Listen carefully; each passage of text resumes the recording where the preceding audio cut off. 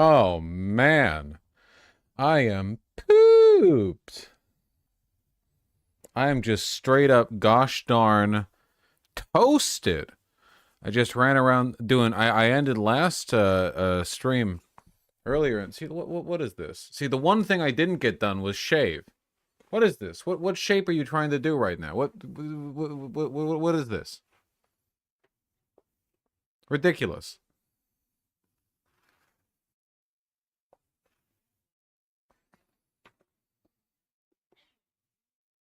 Went over to the tailor because I had quite a few things they needed to do actually. There we go. There we go. That's fine. Let me close the door.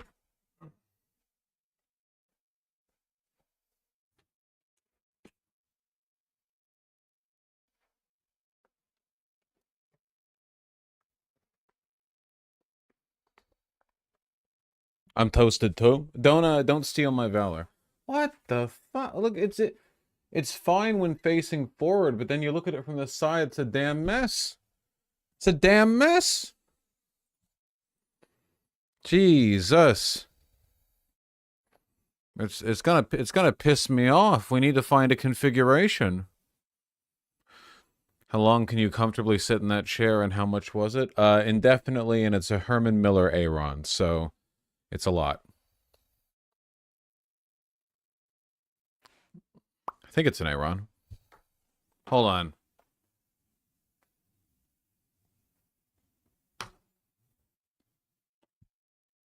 That's as good as I'm gonna get it. Can you show the debate this time? Actually, I'm not sure. I looked up the rebroadcasting and licensing information earlier, and I wasn't actually able to find out whether or not I could immediately rebroadcast it. Yeah, it's on CBS. I looked. I'm going to look again, of course. Is CBS cringe or gay? Well, it's a mainstream news network, so I would say probably, like, pretty cringe. Not gay, which would be a good thing.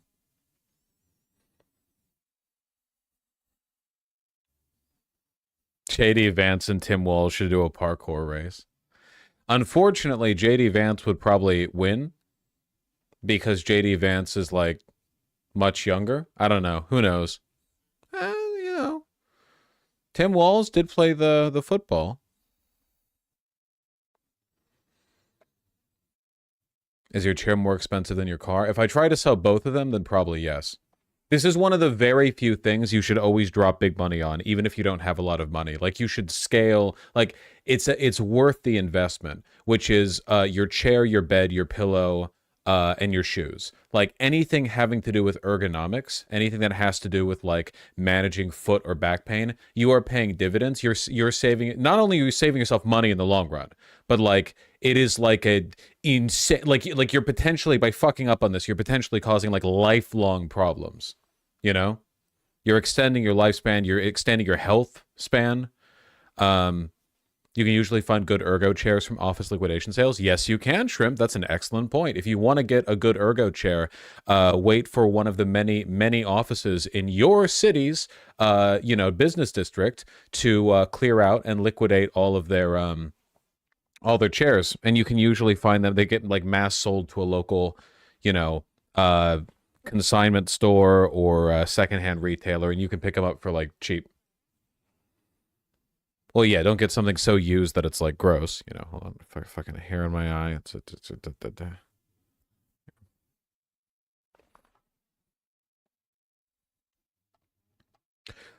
This is pretty false, Vosh. Minimalist shoes are healthier for your feet than orthotics. Orthotics make your feet and legs weaker, make the problem worse.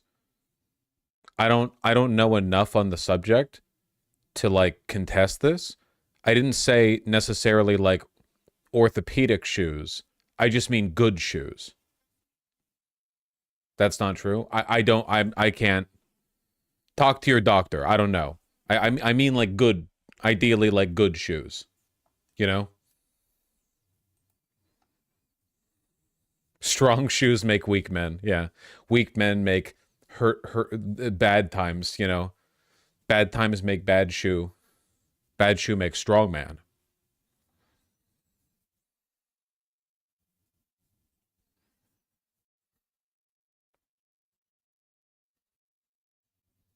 What do Crocs make? Um, I don't know. I'm not a big shoe guy.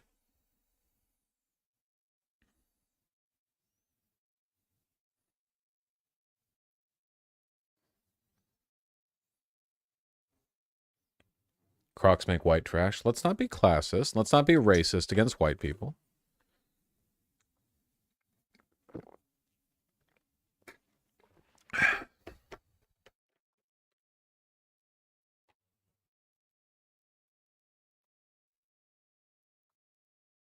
Bro is hydrating. That's true. Bro is fucking pooped. I mean, we weren't meant to walk on flat surfaces, right? Yeah, you don't want to like walk barefoot on concrete or whatever. I mean, I don't know. Not a foot expert. That person is correct about the minimalist shoe, but you can't go from a lifetime of wearing pillows on your feet to raw dogging on the ground. Okay, wait, sorry. So the point that individual is making is that for day-to-day footwear, you don't want one of these like modern, over-designed, like 5 inches of cushioning foam that will like get squished down into nothing shoes. Those shoes tend to be the cheaper ones. Like you want padding on like running shoes because you're not wearing them all the time. You're wearing them to run. But if you get hiking boots aren't like super, super cushiony, you know? Right? Like hiking boots tend to be relatively like stiff and sturdy because the goal there isn't to, you know, put out a pillow for your feet. No, they have support, but they're not like crazy with the arch.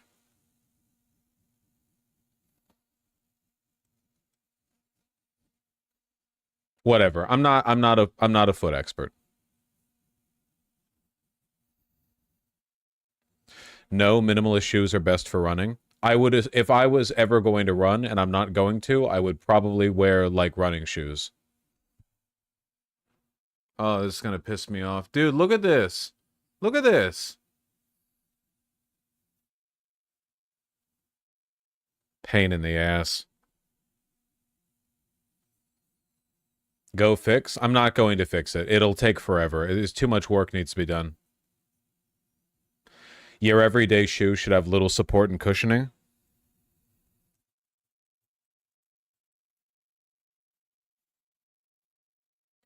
This is what I wear for my day to day.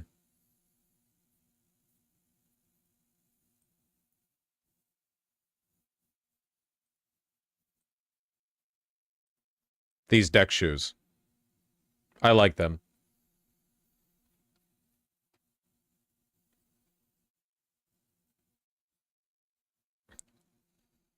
Vans? Well, Vans are based on deck shoes. No, no, no, no, no. What are you talking about? The whitest thing I've ever seen. They are very white. That's disgusting, Vans. Vans didn't used to have, like, the cultural monopoly on deck shoes. You know deck shoes are military, right? They were around back in the 1930s and 40s.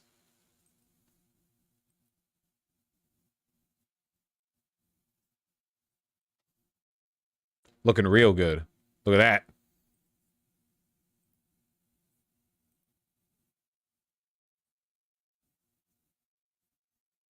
It's not American fashion. It's men's fashion, Kikino, baby. For hundreds of years, as far as society was concerned, as a man, you wore like a baggy linen shirt or you wore something to war, you know, and pretty much all clothing for men for a while derived from that. How much were those? I mean, they're like high quality canvas shoes from Japan, so I think they're 150.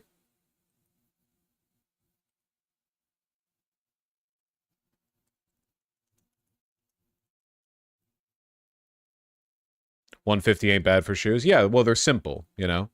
Less than I thought. Yeah, yeah, yeah. Here. This is what they looked like back when they were military. Here are some U.S. Navy deck shoes from... I don't know when from. They look pretty old.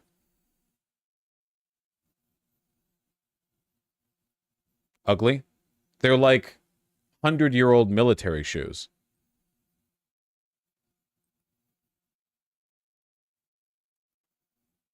Leather? No, they're canvas.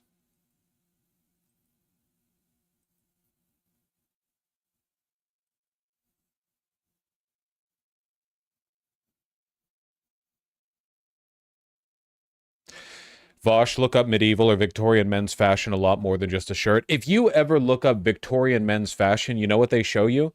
First of all, Victorian, that's quite recent. But medieval, if they show you medieval fashion, they're like, oh, let me show you what noblemen dressed like. Trust, I promise you, back in like 1400s France, like for literally for like thousands of years, regular guys are wearing like potato sacks day to day, and they had like one potato sack. That was what they had. Yeah, potato sacks covered in their own shit stains. That was pretty much life in parkour civilization. One block jump for a potato sack, one block vertical for canvas deck shoes. Tempting, but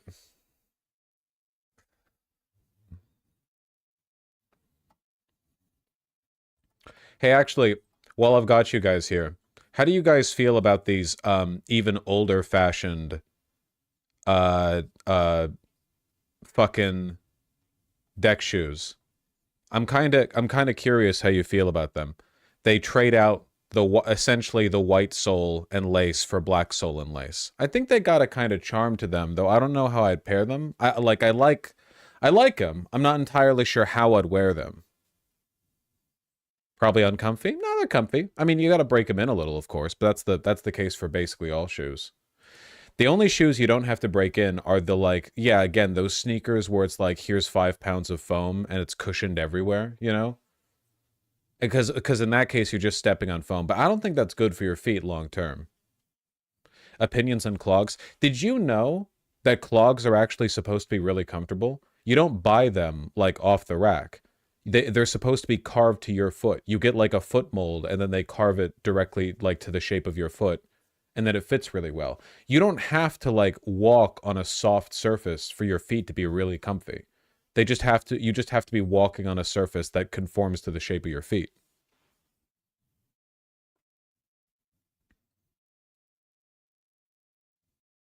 I think it's about 50-50, Loquacious, right? You can break canvas and leather in for sure.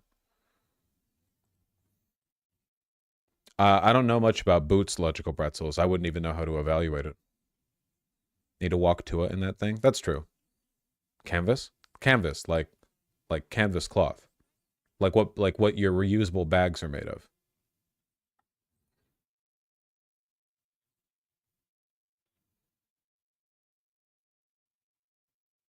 Look at this and tell me it's just a shirt wash. I don't understand. You're showing German fashion around 1475. I don't understand what I'm being shown right now. These are like paintings of knights and clergy and stuff.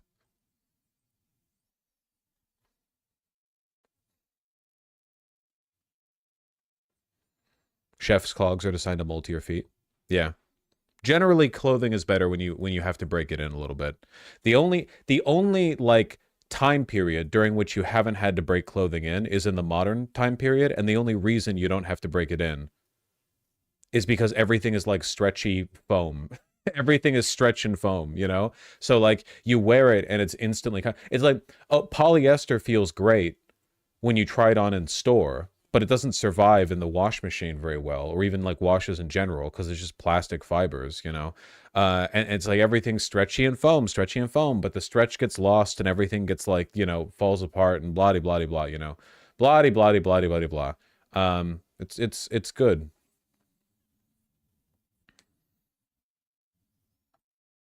Rate this fit. We're not rating fit.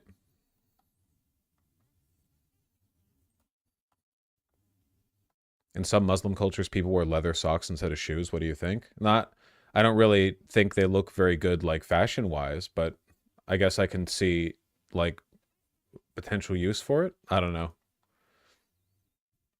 Is cuffing jeans fashionable? Sure. I mean, there are good and bad ways to do it. Hell yeah, McWanker. Are we doing the same thing as the last debate? I don't know. I haven't taken a look at the licensing yet, and I haven't been able to take a look at it because allowing myself to get pulled off topic by questions about clothing. Look, they have these black soled ones in white too. This is odd to me. This is like, I feel like there's a way to make this work. I don't know about with me though. How do you stop crotch blowout in pure denim jeans? I genuinely don't know how you could ever blow the crotch out on pure denim jeans. That's how, like, you must have a massive cock. Like, that's crazy. I mean, I guess, like, the stitching could be really, really bad. But, you know, I do like these olive ones.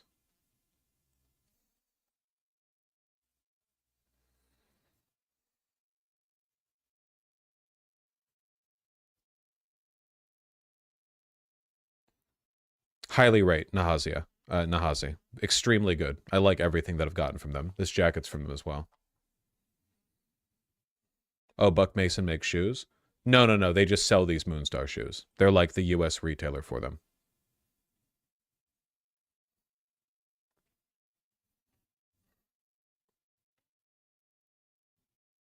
Yeah, I was going to go over that Dark Matter. It's pretty awful. Anyone here a fan of Barber jackets? Yeah, they're pretty dope. If I had one, I'd wear it today to like commemorate Tim Walz because he's like a big workwear guy. You know, like a waxed, you know, wax jacket. Um, but you know. Hey Vosh, thanks for unbanning me on Reddit earlier, lol. Why would you out yourself like that? Why would you?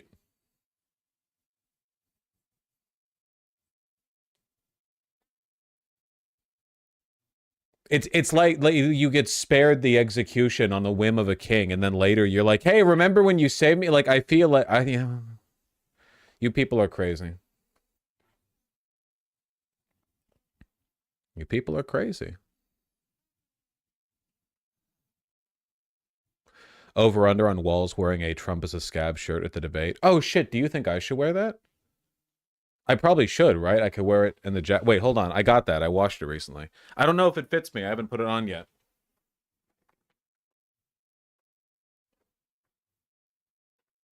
One sec.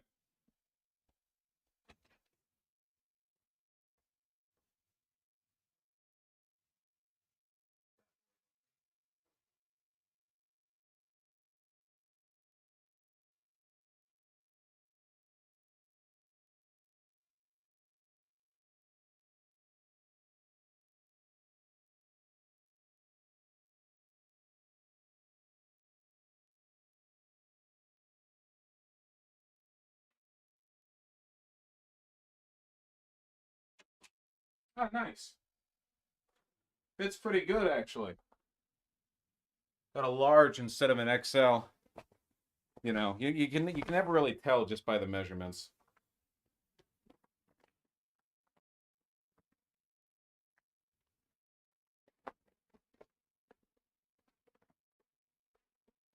There we go. Now we're ready.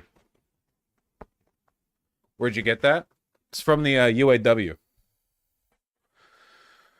All right.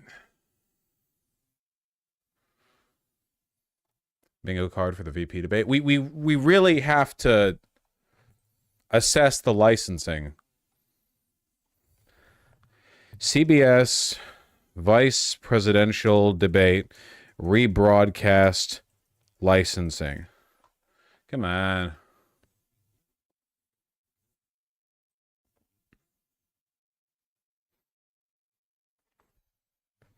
Are you a music nerd? Ask chat. Okay.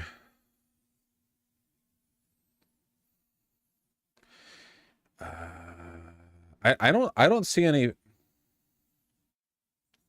Majority Report is rebroadcasting it in full because they don't think CBS will ding them for it. I'm not seeing any licensing information.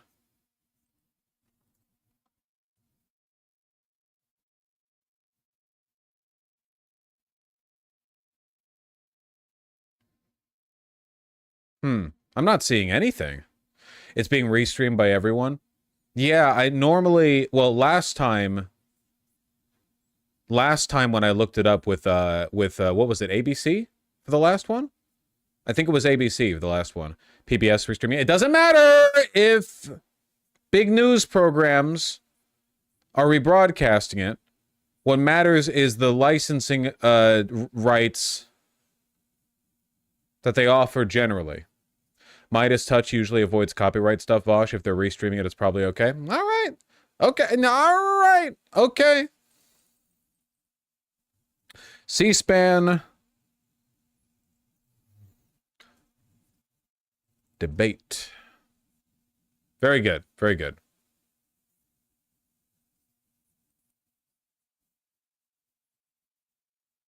Where's the rebroadcast? TV network schedule. The hell is it?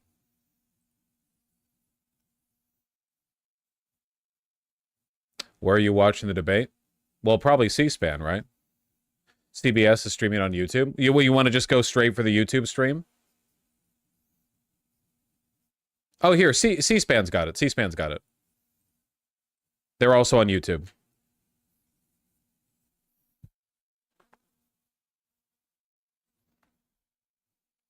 You know, I have to say, for the most part now, since I wear, like, pretentious, overpriced, natural-dyed such-and-such clothing, I thought, like, oh, is this cotton bomber gonna look okay with just a regular red t-shirt, like one that wasn't made in Japan or whatever? And I actually think it looks pretty good with the bolder color. I gotta keep that in mind. You know, it's sometimes you get too much in the mindset of, like, oh, because my pants are such and such $100, that means that my shirt has to be nice too. And it's like, that's not true. Like, you know, it's all about working the look. And I still don't know what I'm doing at all.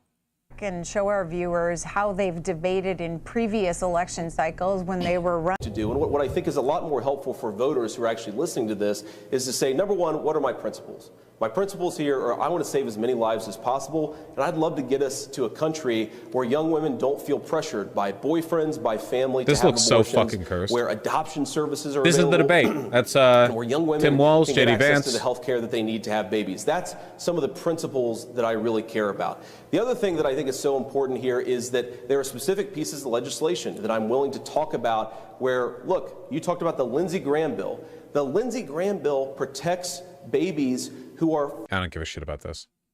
Chad and Vosh, does a Raskolnikov type overcoat look good? Raskolnikov type... What is this? I have no idea what you're talking about here. From Crime and Punishment?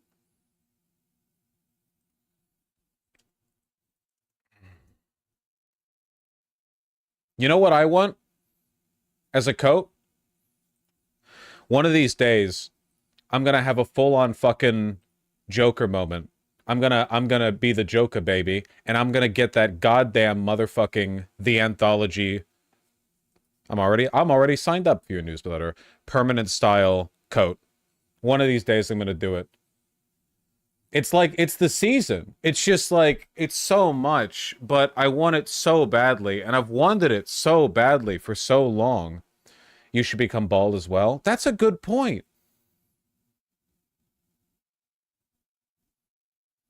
Look at the back. They have these little, like, embroidery triangles here and at the center of the back. See, right here and here. It's so nice.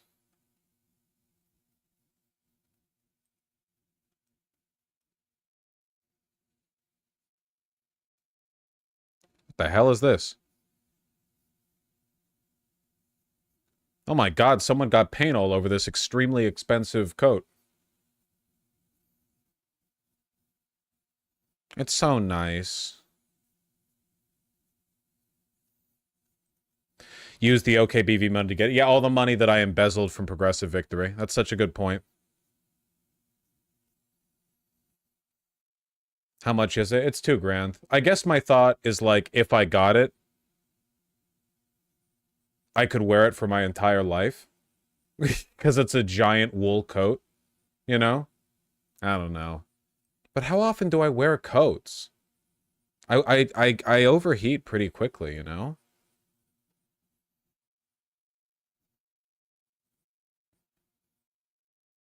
How can a coat be 2K? Pretty easily, as it turns out.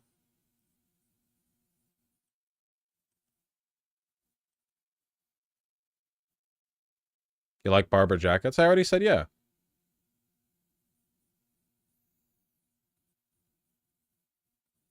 Yeah, they're pretty much indestructible logical pretzels. Do it a charity stream for it. I should do a charity. Fuck yeah, fucking unironically, like here's like Space Marine 2. The like the 2,000 that you give me here is, and this is the kicker, exempt from the slice that everyone else gets. Okay, the editors, white of us, whatever. Like this is the purely it's to me and me alone getting the damn jacket. You know, no one else gets a cut. This is a very good use of our time today. This is a very good use of our time today. It's shared screen space. Ben, both, what do you make of these two candidates taking about a week to prepare for tonight?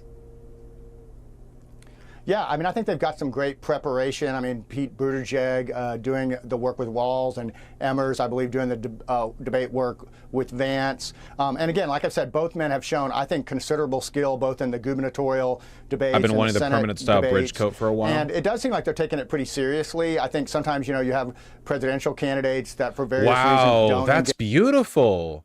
I haven't shopped permanent style much. Wait, hold on. Who International, are you the person who linked me the permanent style undershirt a while ago? Because I got that undershirt and it's actually pogged up to the gills. I hadn't, yes, it is him. How do you know that? I hadn't actually shopped permanent style before.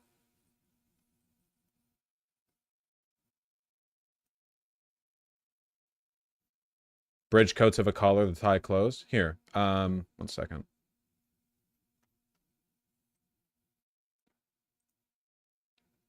That's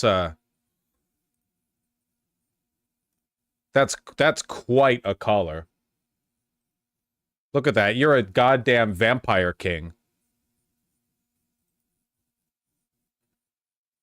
I've never even seen a type of coat like this. It's like a pea coat, but more. Look at that.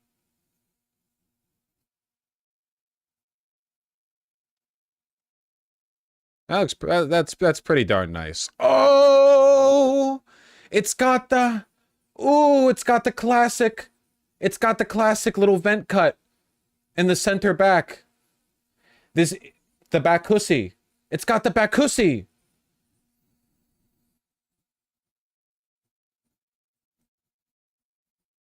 That's real good. And I really want them to study briefs, and I think even for these campaigns it's going to be similar.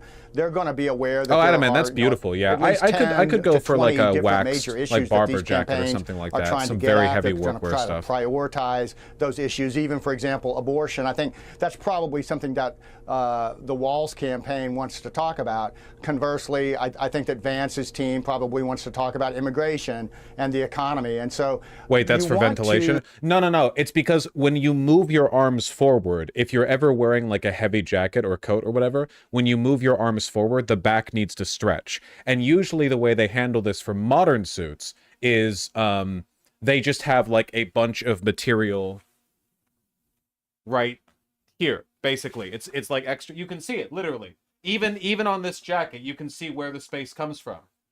See the fold right here, the armpit tussie, like that. It has to come from somewhere. But in some older, expensive suits and jackets and coats, there used to be, you'd have vent cuts here or down the middle. So when you moved your arms forward, there was like space for it to expand, but it never bunched up or anything like that, you know? So it kept like a perfect, like clean silhouette. And then when you move it, it just expands the vent from the vent and not like there's just bunched up material. You know what I mean? Sorry, I'm just passing time till the debate starts. I'm just a tired boy. I'm a little birthday boy.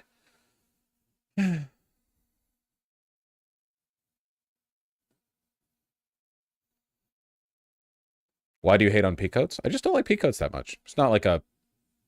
I don't have like a principled argument against them. Maybe Snepian. Yeah, Adam, man, we will go over that. Wait, it's my birthday? It's always my birthday. Jacked. I don't have a build number on that, but it has a provision in it that tip workers will actually they'll raise their wages so they'll be on par with other minimum wage workers. And the third bill on civil rights, the John Lewis Voting Rights Act, because we do need some federal oversight over the elections. And that's the three bills I want them to talk about. All right, very good, Ralph. JD in Deming, New Mexico, independent. Hi, JD. Good evening. Holy shit, that permanent style coat is sized hella weird. Their extra small is 48-inch chest. Logical Pretzels. It's in centimeters. It's a Hong Kong company.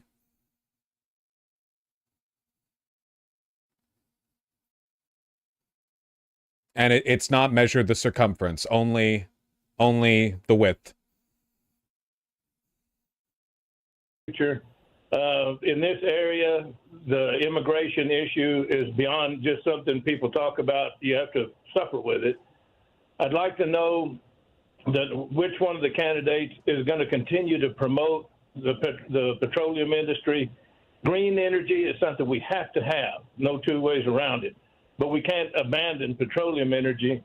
And then finally, the military needs to be... Good news out of Georgia. The judge that overturned the abortion ban also got the case against the election board there. No way. Seriously? How many judges could that have been picked from? Was that just good luck? The guy who, in his revocation of the abortion ban, said like a specter of communism is haunting the state of Georgia. He's also presiding over the fucking elector case? That's actually really good news. Like, really good news.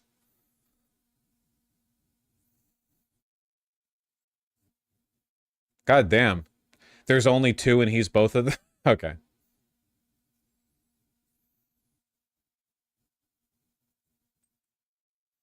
How do you feel about Bakunin?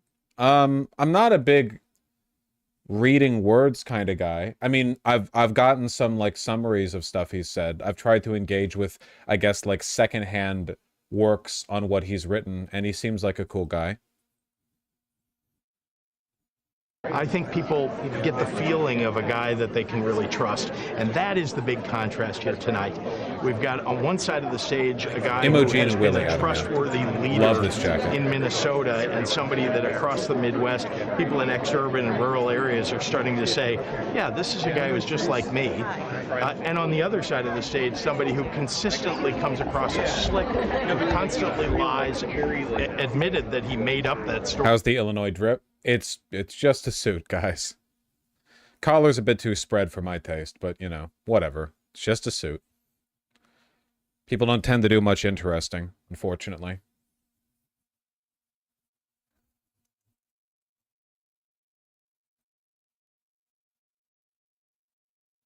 Luke McAdams, I'm definitely not the person to ask when it comes to, like, preferred literature. I try to engage with the ideas as best as I can. When I make jokes about me being illiterate, the thing that I'm not joking about is my attention span is genuinely very, very bad.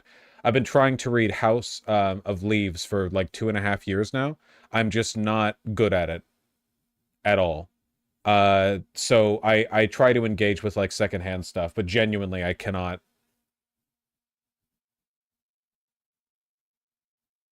Audiobooks? I don't follow audiobooks that well. Maybe I haven't given them a shot in a while. Maybe if I try them again, it'd be a bit better.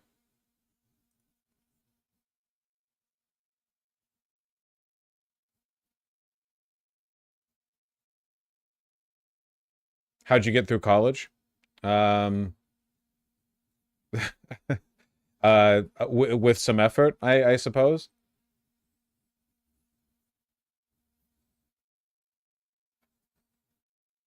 Sorry, I'm just... You know me, guys. Just looking at suits.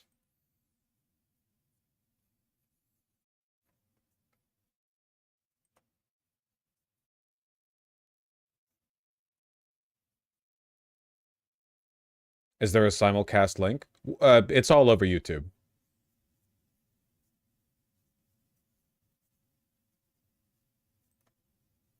Did you have any college accommodations? No. Wait, did they add more stuff to the anthology that I was unaware of? Huh.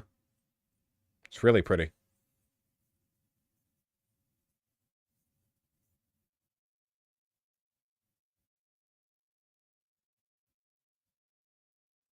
What do you mean by my buttons? The second option. They're so goofy. I'm really wanting to hear sincerity, and I want to hear both candidates speak, understanding that if they take on the role as a vice president, they are taking on an enormous responsibility, trusted by the American people, to keep us safe from wars, to work on our economy to keep it right, to keep government out of people's personal business, and just do their job. Median voter. It just seems like election after election, the polarization is getting so bad. It's almost like the American people are, the children of divorced parents. You just got them both fighting, and we're the ones paying for it. So I really want to hear sincerity. Oh, yeah, the second option. Go for it. That's totally cool. I hear specific plans on what they're going to do to make our lives better. I want them to remember that they actually work for us because taxpayers pay their check. My nephew is getting ready to deploy over this latest thing with Iran. And for a free country, we just don't feel absorb very free. The median voter. All right, Shirley in Tennessee. Cynthia. Even she wanted to be done with it. She's like, okay, thank you. Oh, hello. Thank you for taking my call. I would like to hear the candidates speak about civil liberties. The First Amendment and our right to privacy are very important to me, and I would like to hear them address that. Thank you for taking my call. Yeah, Cynthia, thanks for calling in. More calls coming up. But first, we want to hear from David Dwight, who is the Ohio Capitol Journal editor, to talk about Senator J.D. Vance. David Dwight, tell us about J.D. Vance. He's a one-term senator from Ohio, but this is his, first appearance on a national stage, other than his acceptance speech for the vice presidential ticket. Vice presidential? Yeah, so her career he was is first over. Elected to the U.S. Senate representing Ohio in 2022. So he's pretty new both to having any elected position whatsoever, as well as the national stage, as you point out. We have seen him in a couple debates before for the U.S. Senate campaign when he was campaigning against U.S. Congressman Tim Ryan.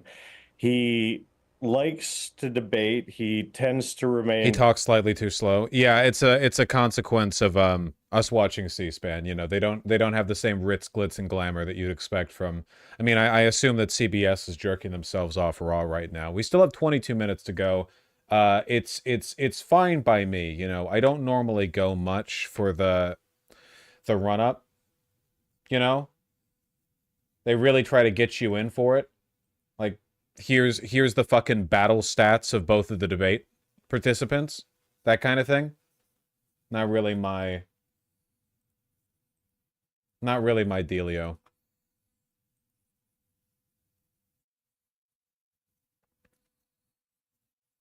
What about this guy's search? Sure, by this guy, do you mean J.D. Vance, the vice presidential candidate?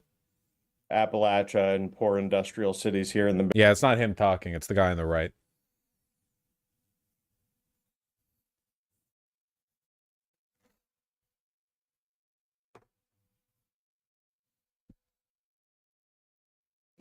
JD's tie is ugly. I mean, he dresses basically the same way that Donald Trump does. Ever since he went through his mega-ification,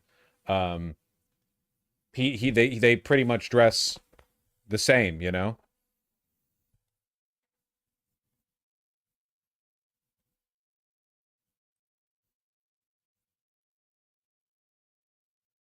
Does he stand like him, though? Well, that's one of the few things that Donald Trump does, very well.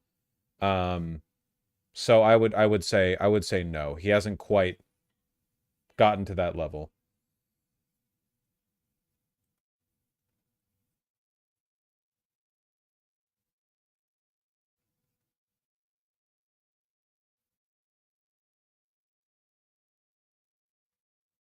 A little unnerving to look at this guy up close, huh? He's got a very stern look.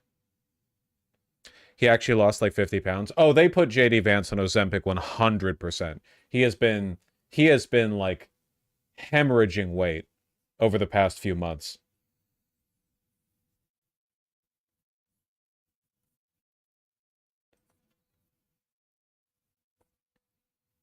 He and Trump both, honestly. Yeah, he and Trump both.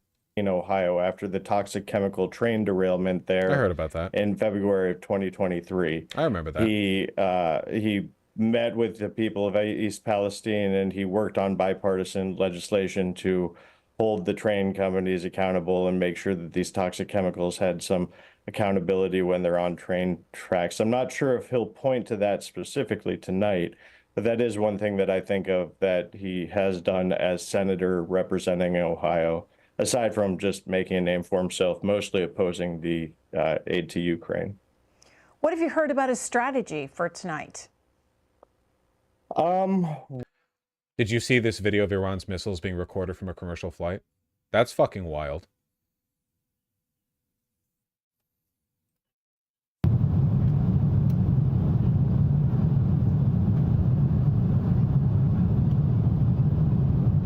Just keeping speed. You know?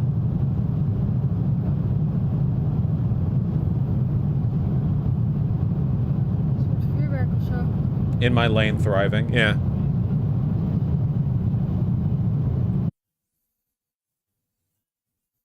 He'll challenge WALZ on their respective records of service. I think that he'll challenge WALZ on immigration and economy themes. Vance tends to like to direct himself into areas that he feels most secure argumentatively on. So he likes to go to immigration. He likes to go to the economy. It'll be really interesting to see the contrast between WALZ and Vance when it comes to revitalizing. I think the main problem that I have with the debate run-up is that news organizations don't really like being accused of being partisan. So for the most part, in the lead-up to these debates, people will be like, I'm really interested in this, or how will they respond to that? When what I would like to see personally, as an extremely partisan individual, is people being like, yeah, I hope WALZ thrashes Vance. You know, I hope that creepy fucking Nazi weirdo JD Vance gets his ass dunked in a trash can, and then he picks him up and gives him a swirly. You know, it's about the simple pleasures, you know. It's just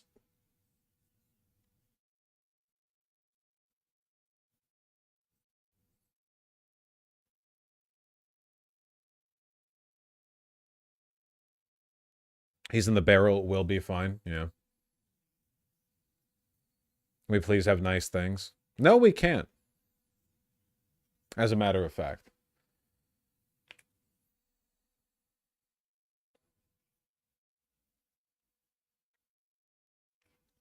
JD Vance will get his ass dumped in a trash can during this debate. I don't actually know, to be honest. JD Vance has the I wouldn't say he's rhetorically proficient. I think that would be giving him far, far, far too much credit. But I don't actually think there's any reason to believe anyone has any edge here. I mean, it's not about the issues, right?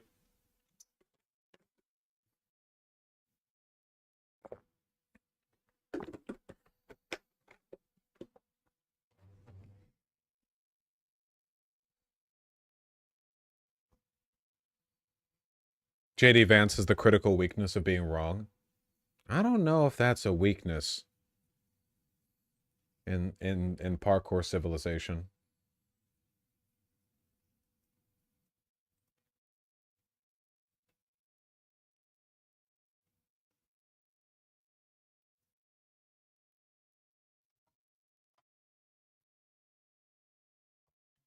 So Vance says some despicable stuff like he usually does. Well, considering the fact that Tim Walz elevated the couch joke to national attention, my hope is that he keeps up that very aggressive attitude. You know, my hope is that he keeps it running forward, and that he doesn't just take like the traditional stance of a, you know, like he's just trying to be your regular day-to-day politician. I don't think we stand to lose much if Walz does poorly. No, probably not. I mean, it's debatable how much the presidential debates change people's minds. This is the vice presidential debate. So what's the Kamala Harris channel up to right now? What are we doing over here?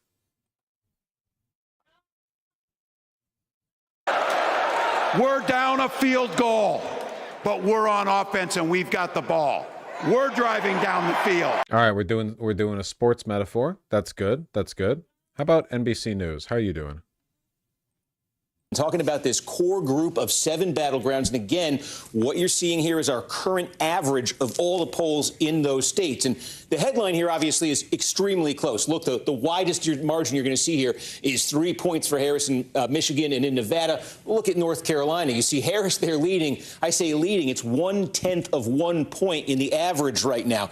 One thing to keep in mind, we saw big polling misses in the Midwest states in 2016 and 2020. Both elections, they underestimated. The polls did Trump's actual support. Keep that in mind. Michigan, Pennsylvania, Wisconsin, as we see numbers there this fall. Has that problem been solved? Does it persist? And just for the sake of showing you the state of play right now, this is not a prediction, but if it were to break... It's still genuinely so wild to me how sick this country has to be that if you take a look at like favorability, or if you take a look at people's positions on specific policies, or if you talk about like goals for the direction the country moves in, every single time, if you just looked at those, you would think it's a Democrat sweep every single time. And then you take a look at the actual, like, the road to 270, so to speak, and it's like, oh, actually, it's a coin flip.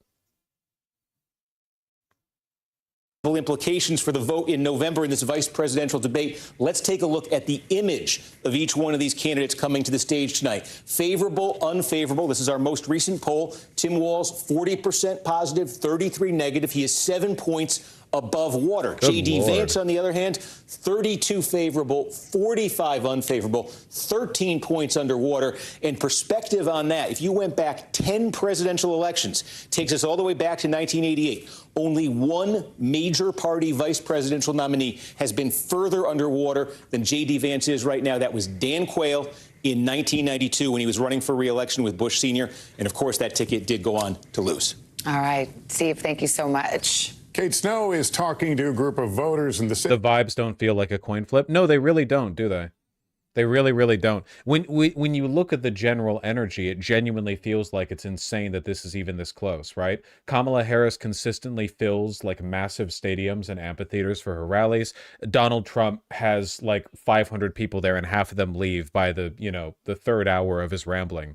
Every day there's like 50 gaffes from Trump, stuff that is insane and unelectable, just insane rambling, you know? It's energy wise. And then you take a look at like how much authentic support there is. And from the Republicans, I mean, at least just going by Twitter, it seems like the only time you see any authentic support for the right wing, it's like crypto shills, bots, grifters, and Nazis who appeal to the same tiny group of, you know, yeah, the white race is dying folks every single time. It genuinely doesn't make sense where the energy comes from, you know? Watching how this continues to unfold. And what about you, Meryl? And for me, today just verified what I've already felt, that the Biden-Harris administration has been very pro-Israel. Today was really an existential threat for the state of Israel once again. Good. And the United States and the Biden administration, along with Vice President Harris, really stepped up. So and you're definitely sure. voting Harris going into tonight's debate. Yes. Let me turn to Claire. I mean, I can't fault her on that. If her support for, you know, Biden and Harris are contingent on the idea that they've really stepped up the support to Israel, then that is true. They certainly have. Vance very much. I really don't like either of them very much. You know, I'm looking at something different. I want something different. I'm not really sure where we're going to end up. So maybe tonight you hear something that pushes you? Maybe if tonight I hear something, Yeah. you know, it might make up my mind. You know, I'm still kind of up in the air, but. Claire, Right winger. It must be nice, like the grift every 4 years, where you're right wing, and you get to be like, yeah, I'm not really decided yet. Can you just jerk me off for like a year straight? Can you just nonstop solicit my opinion? And desperately, like, if you are undecided at this point, like, You're going in the device, man. That's crazy. You don't get to have that opinion. You're not allowed to. It's a thought crime. You don't get to be indifferent on, like, the Holocaust, right? You can't, oh, I haven't decided how I feel. Oh, it doesn't matter how you've decided. Your indecision is a decision. You're going in the device. Yeah. But more so from my community, being young and African American, it seems like a lot of people are coming to the topic of politics late, and they're missing nuance. So what they're hearing right now is stirring a lot of passion that's bringing them one way or another. And John, real quick, one word. What do you need to hear tonight? I guess it's just seeing that WALZ is going to support Kamala Harris. I'm pretty much decided on Harris. JD Vance and Trump are a danger to our democracy. Thank you all so much. I'll send it back to you guys, Lester. All right, Kate, I thanks very much. misunderstood. We'll take a break. Next, we're just minutes away from tonight's vice presidential debate. We'll show it to you live after this.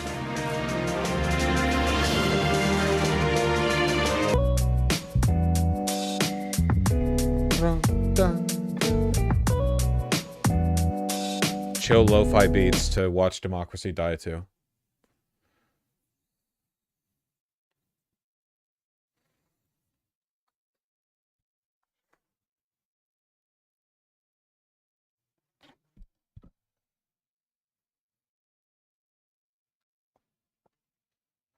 Trump saying the most unelectable things possible. We keep going over it. It's like nonstop, man. Retaliate to these missile attacks from Iran, but also, do you believe that you should have been tougher on Iran after they had launched ballistic missiles in 2020 on U.S. forces in Iraq, leaving more than 100 U.S. soldiers injured?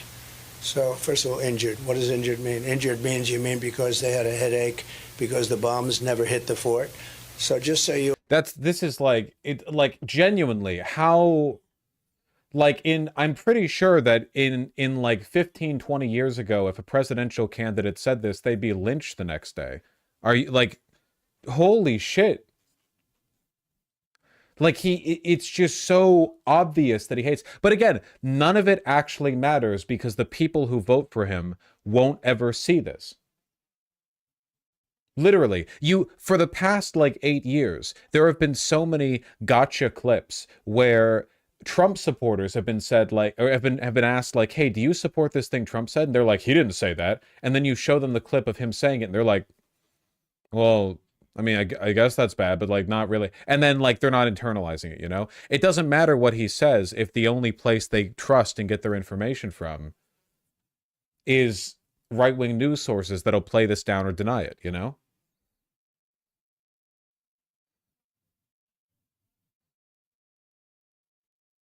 You understand, there was nobody ever tougher in Iraq.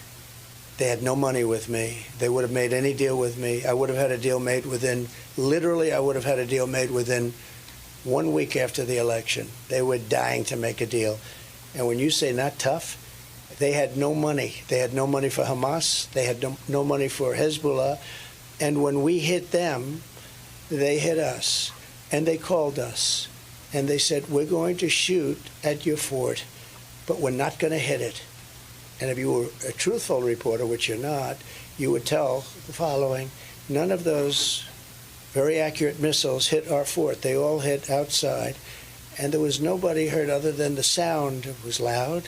And some people said that hurt, and I accept that. That's great.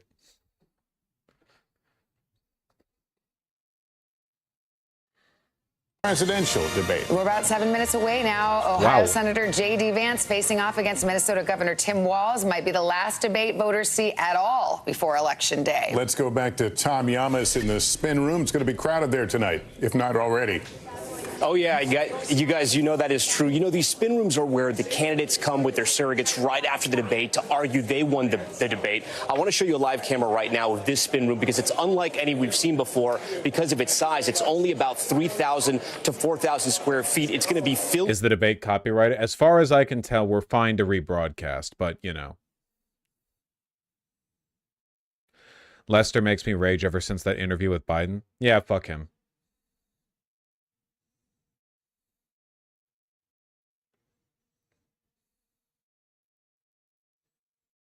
Yeah, if I'm not here tomorrow, that means it was copyrighted.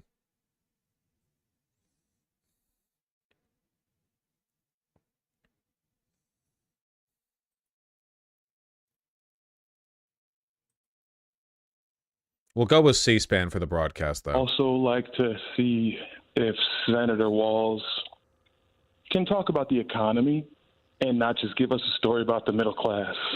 Thank you. So, Craig, you're a Republican. Do you know how you're going to vote in November?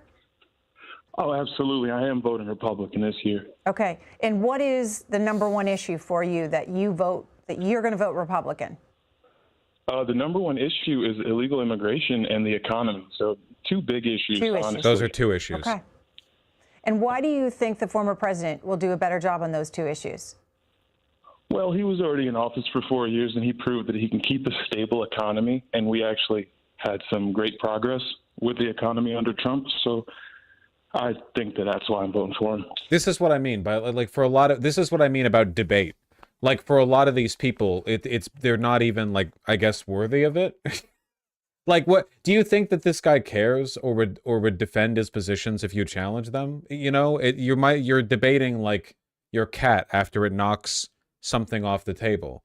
We're sending your ass to the goddamn serfdom fields. You are now, you know, farming barley for your lord.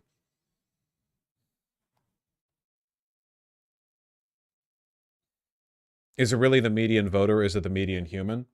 Nah, this is a constructed thing. Like, no one arrives at these positions naturally. It's because of the targeted propaganda of the capital class, the bourgeoisie. The same thing happened in Europe, you know? Like, if Syrian refugees were so scary, where's all the data of them being scary? Why is it they, like, barely did anything when they actually arrived in Europe, even though there were so many of them? Why is it that people had to be blanketed nonstop 24/7 with right-wing media outlets talking about, like, you know, migrant crime waves then and now? If these were, like, natural problems, real problems, then people would be naturally, authentically bothered by them. But in reality, that's not the case. In reality, they have to be told to be upset by them. The migrant crime wave that's like a year old. That's less than a year old. That term, that talking point, the migrant crime epidemic, that thing that isn't happening, that there's no data indicating that it's happening, that's like a within the past year thing. But if you take a look at charts, hold on.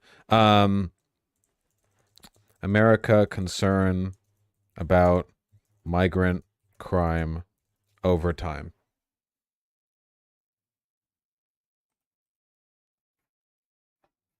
Come on, give me a line. I can't read.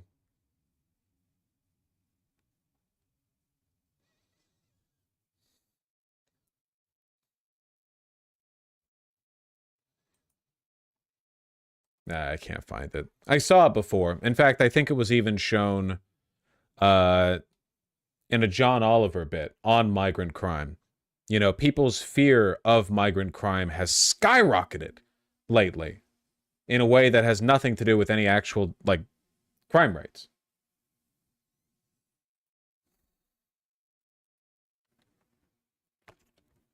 We're streaming it, Plague Pudding.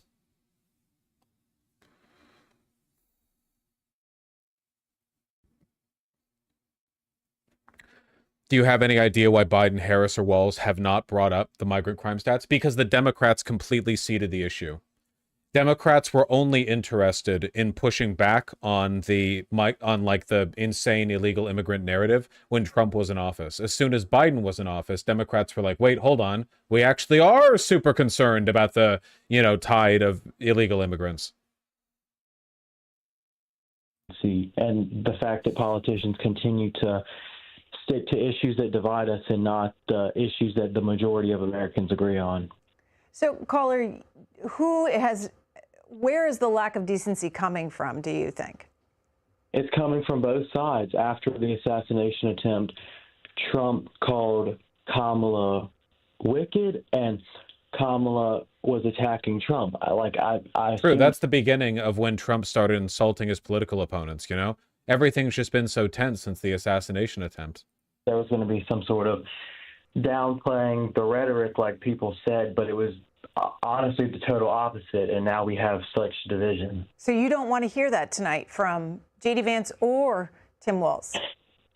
Not at all. I think it's I think it's disgraceful, the lack of decency that frankly both sides have.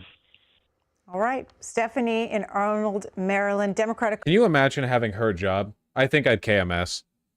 Like, just having to listen to these retards call in 24/7 to be like, I'm an undecided voter. I think that good things are good, and I would like it if they were against bad things too, you know? Executed as a slumlord. He's bankrupted several companies, not personal bankruptcy, but several businesses. He's known for not paying contractors, middle America. You want to work for a man who won't pay Plot you? twist. A She's rich talking man about who won't pay you. As far Tim as WALZ. the economy, he's racked up more than $3.5 billion in. All right, Stephanie, I will leave it there because we are now just moments away from tonight's simulcast of the CBS News vice presidential debate here on C-SPAN. Again, a little more than 90 minutes of debate expected tonight between J.D. Vance and Tim WALZ. After the debate, we'll hear your phone calls and see your reaction on social media and take a look inside the spin room in New York to see how the campaigns are spinning the debate. That's all here on the C-SPAN networks following tonight's debate. Tonight, with just over a month to go until Ohio. Now, this is likely the final debate of this election cycle, and voting is already underway in 20 states. CBS News polling shows this remains a race either presidential candidate could win. The CBS News vice presidential debate starts now. Fight for every single vote, and we're going to take this country back. And we are ready to continue to build the future together. We're going to turn this whole country red with President Donald J. Trump's leadership. You know what's at the end of this little journey? Kamala Harris as the next president of the United States. This is a CBS News special, live from WALZ CBS has such News a, like, headquarters Nixon in jowl. New York. America Decides, the vice presidential debate. Good evening, I'm Nora O'Donnell, and thank you for joining us for tonight's CBS News vice presidential debate. We want to welcome our viewers on CBS, on other networks here in the U.S. and around the world. We have a consequential night ahead, and our focus is the issues that matter to you, the voter. Let's introduce the candidates. Minnesota's Democratic Governor Tim WALZ and Ohio's This looks so Republican low Senator rent compared to the J.D. Vance presidential tonight, debates. meeting for the first time. I'm Margaret Brennan. Oh my God. In order Oh to my have God, a they missed the thoughtful and handshake on the civil cam. debate, these are the rules that both campaigns have agreed to. Questions will be directed at one candidate who will have 2 minutes to respond. The other candidate will be allowed 2 minutes for rebuttal. Then each candidate will get another Is someone minute holding to make this with further their points, hand? with an additional 1 minute each at the discretion of the moderator. The primary role of the moderators is to facilitate the debate between the candidates, enforce the rules, and provide Yes, the Fox, candidates I'm with doing the my opportunity best. to fact-check claims made by each other. CBS News reserves the right to mute the candidates' microphones to maintain decorum. We have not shared the questions or topics with the campaigns. The stage is set. Governor, Senator, thank you for joining us. Let's get started. Tonight, our country is facing several unfolding crises. The Middle East is on the brink of war. Americans are suffering from the catastrophic impact of Hurricane Helene, and now a labor strike as 25,000 dock workers from Maine to Texas are picketing. We're going to begin tonight with the Middle East. Margaret. Thank you, Nora. Earlier today, Iran launched its largest attack yet on Israel, but that attack failed, thanks to joint U.S. and Israeli defensive action. President Biden has deployed more than 40,000 U.S. military personnel and assets to that region over the past year to try to prevent a regional war. Iran is weakened, but the U.S. still considers it the largest state sponsor of terrorism in the world, and it has drastically reduced the time it would take to develop a nuclear weapon. It is down now to 1 or 2 weeks' time. Governor WALZ, if you were the final voice in the Situation Room, would you support or oppose a preemptive strike by Israel on Iran? You have 2 minutes. Well, thank you. And thank you for those joining at home tonight. Okay. Let's keep in mind where this started. October 7th, Hamas terrorists massacred over 1,400 Tim WALZ, Israelis solve the and Middle took East. prisoners. Israel's ability to be able to defend itself is absolutely fundamental. Getting its hostages back fundamental, and ending the humanitarian crisis in Gaza. But the expansion of Israel and its proxies is an absolute fundamental necessity for the United States to have the steady leadership there. You saw it experienced today, where along with our Israeli partners and our coalition, able to stop the incoming attack. But what's fundamental here is he's that so steady nervous. leadership is going to matter. It's clear, and the world saw it on that debate stage a few weeks ago. A nearly 80-year-old Donald Trump talking about crowd sizes is not what we need in this moment. But it's not just that. It's those that were closest to Donald Trump that understand how dangerous he is when the world is this dangerous. His chief of staff, John Kelly, actually pretty said decent that he was the turnaround most flawed human being he'd ever met. And both of his secretaries of defense and his national security advisors said he should be nowhere near the White House. Now, the person closest to them, Donald Trump, said he's unfit for the highest office. That was Senator Vance. What we've seen out of Vice President Harris is we've seen steady leadership. We've seen a calmness that is able to draw on the coalitions to bring them together, understanding that our allies matter. When our allies see Donald Trump turn towards Vladimir Putin, turn towards North Korea, when we start to see that type of fickleness around holding the coalitions together, we will stay committed. And as the vice president said today we will protect our forces and our allied forces, and there will be consequences. Governor, your time is up. Senator Vance, the same question. Would you support or oppose a preemptive strike by Israel on Iran? You have 2 minutes. So, Margaret, I want to answer the question. First of all, thanks, Governor. Thanks to CBS for hosting the debate. And thanks, most importantly, to the American people who are watching this evening and caring enough about this country to pay attention to this vice presidential debate. I want to answer the question, but I want to actually give an introduction to myself a little bit, because I recognize a lot of Americans don't know who either one of us are. I was raised in a working-class family. My mother required food assistance for periods of her life. My Tim Walz pivoted after 20 seconds. J.D. Vance beating him to that. She raised me in part because my own mother struggled with addiction for a big chunk of my early life. I went to college on the GI Bill after I enlisted in the Marine Corps and served in Iraq. And so I stand here asking to be your vice president with extraordinary gratitude for this country, for the American dream that made it possible for me to live my dreams. And most importantly, I know that a lot of you are worried about the chaos in the world and the feeling that the American dream is unattainable. I want to try to convince you tonight over the next 90 minutes that if we get better leadership in the White House, if we get Donald Trump back in the White House, the American dream is going to be attainable once again.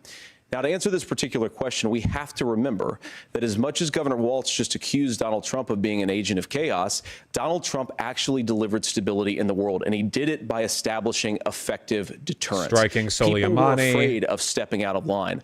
Iran, which launched this attack, has received over $100 billion in unfrozen assets thanks to the Kamala Harris administration. What do they use that money for? They use it to buy weapons that they're now launching against our allies, and God forbid, potentially launching against the United States as well. Donald Trump recognized that for people to fear the United States, you needed peace through strength. They needed to recognize that if they got out of line, the United States global leadership would put stability and peace back in the world. Now, you asked about a preemptive strike, Margaret, and I want to answer the question. Look, it is up to Israel what they think they need to do to keep their country safe, and we should support our allies wherever they are when they're fighting the bad guys. I think that's the right approach to take with the Israel question. It's up to Israel, Thank you, Senator. Governor Walz, do you care to respond to any of the allegations? Well, look, Donald Trump was in office. We'll sometimes hear a revisionist history, but when Donald Trump was in office, it was Donald Trump who we had a coalition of nations that had boxed Iran's nuclear program in, the inability to advance it. Donald Trump pulled that program and put nothing else in its place. So Iran is closer to a nuclear weapon than they were before because of Donald Trump's fickle leadership. And when Iran shot down an American aircraft in international airspace, Donald Trump tweeted, because that's the standard diplomacy of Donald Trump. And when Iranian missiles did fall near U.S. troops and they received traumatic brain injuries, Donald Trump wrote it off as headaches. Look, our allies understand that Donald Trump is fickle. He will go to whoever has the most flattery or where it makes sense to him. Steady leadership like you witnessed today, like you witnessed in April. Both Iranian attacks were repelled. Our coalition is strong, and we need the steady leadership that Kamala Harris is providing.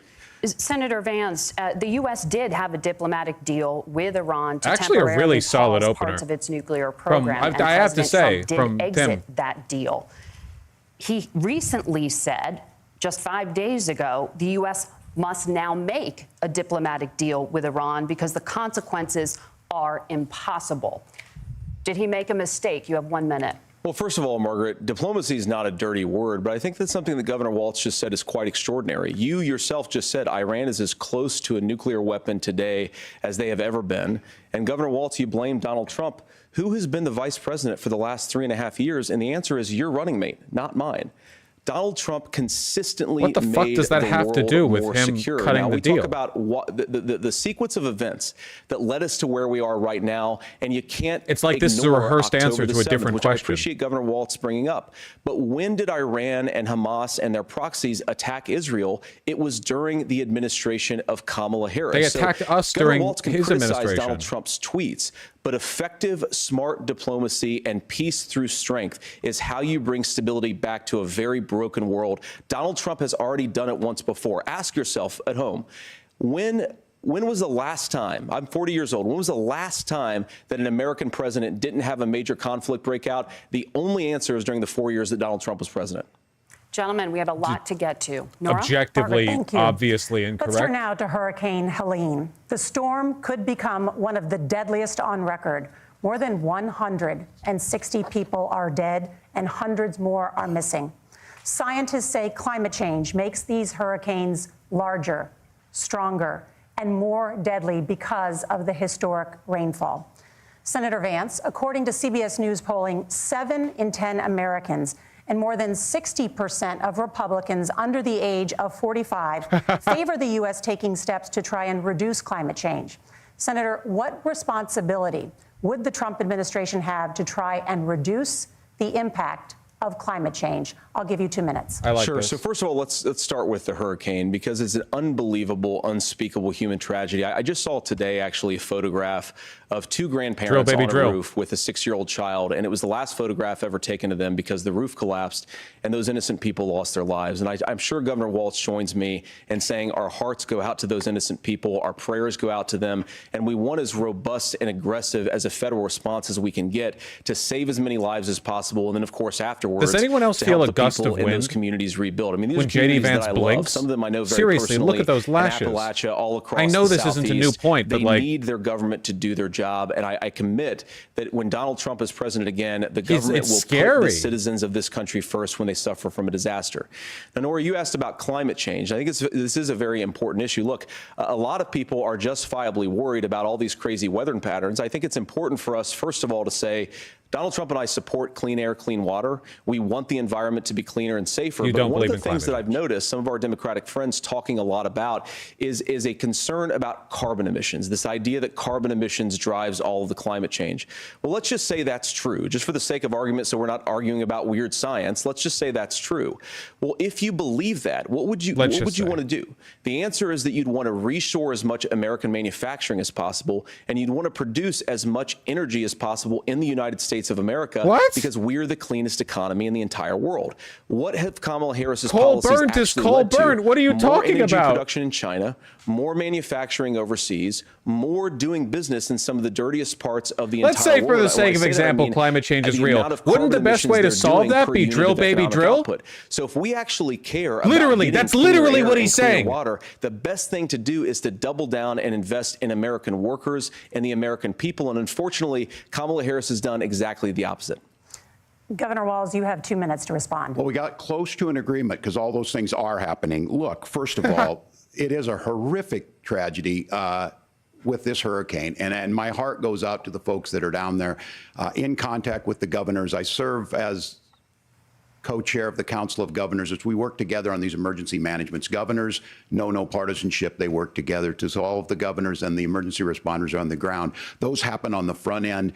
The federal government comes in, makes sure they're there that we recover. But we're still in that phase where we need to make sure that they're staying there, staying focused. Now, look, coming back to the climate change, builds there's into no it. doubt this thing roared onto the scene faster and stronger than anything we've seen. Senator Vance has said that there's a climate problem in the past. Donald Trump called it a hoax and then joked that these things would make more beachfront property to be able to invest in. What we've seen out of the Harris administration now, the Biden-Harris administration, is we've seen this investment. We've seen massive investments. Call him a stooge of global fossil history that fuel. we've seen in the Inflation Reduction Act has created jobs all across the country. 2000 in Jeffersonville, Ohio, taking the EV technology that we invented and making it here. 200,000 jobs across the country. The largest solar manufacturing plant in North America sits in Minnesota.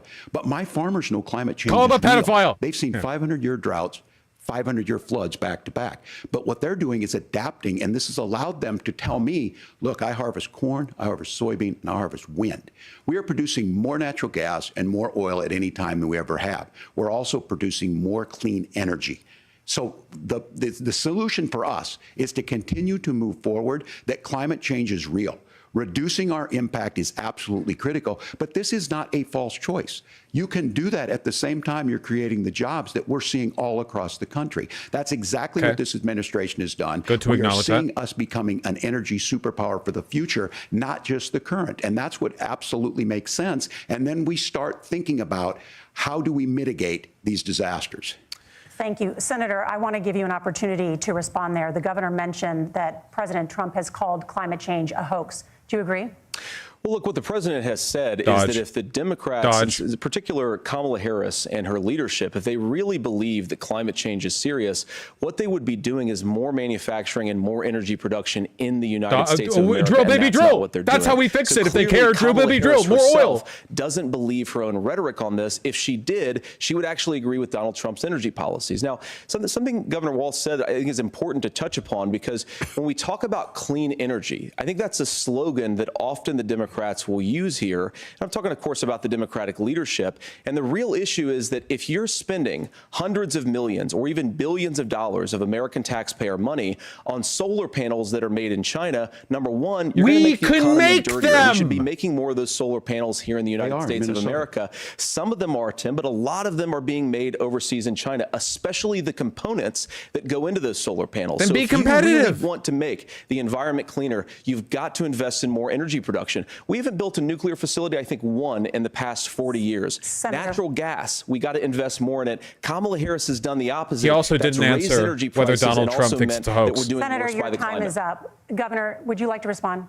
Well, look, we're producing more natural gas than we ever have. There's no moratorium on that. We're producing more oil. But the folks know, and like I said again, these are not liberal folks. These are not folks that are Green New Deal folks. These are farmers that have been drought one year, massive flooding the next year. They understand that it makes sense. Look, our number one export cannot be topsoil from erosion from these massive storms. We saw it in Minnesota this summer. And thinking about how do we respond to that, we're thinking ahead on this. And what Kamala Harris has been able to do in Minnesota, we're starting to weatherproof some of these things. The infrastructure law that was passed allows us to think about mitigation in the future. How do we make sure that we're protecting by burying our power lines? How do we make sure that we're protecting lakefronts and things that we're seeing more and more of? But to call it a hoax and to take the oil company executives to Mar-a-Lago, say, give me money for my campaign, and I'll let you do whatever you want. We can be smarter about that, and an all-above energy policy is exactly what she's doing, creating those jobs right here. Governor, your time is up. The overwhelming consensus among scientists is that the Earth's climate is warming at an unprecedented rate.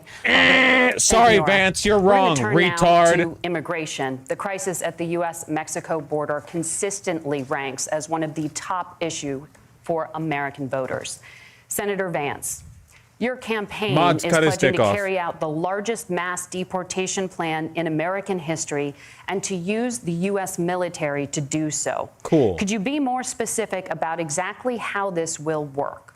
For example, no, he can't, because they know it'll sound like Nazi shit. The U.S. illegally and separate them from any of their children who were born on U.S. soil.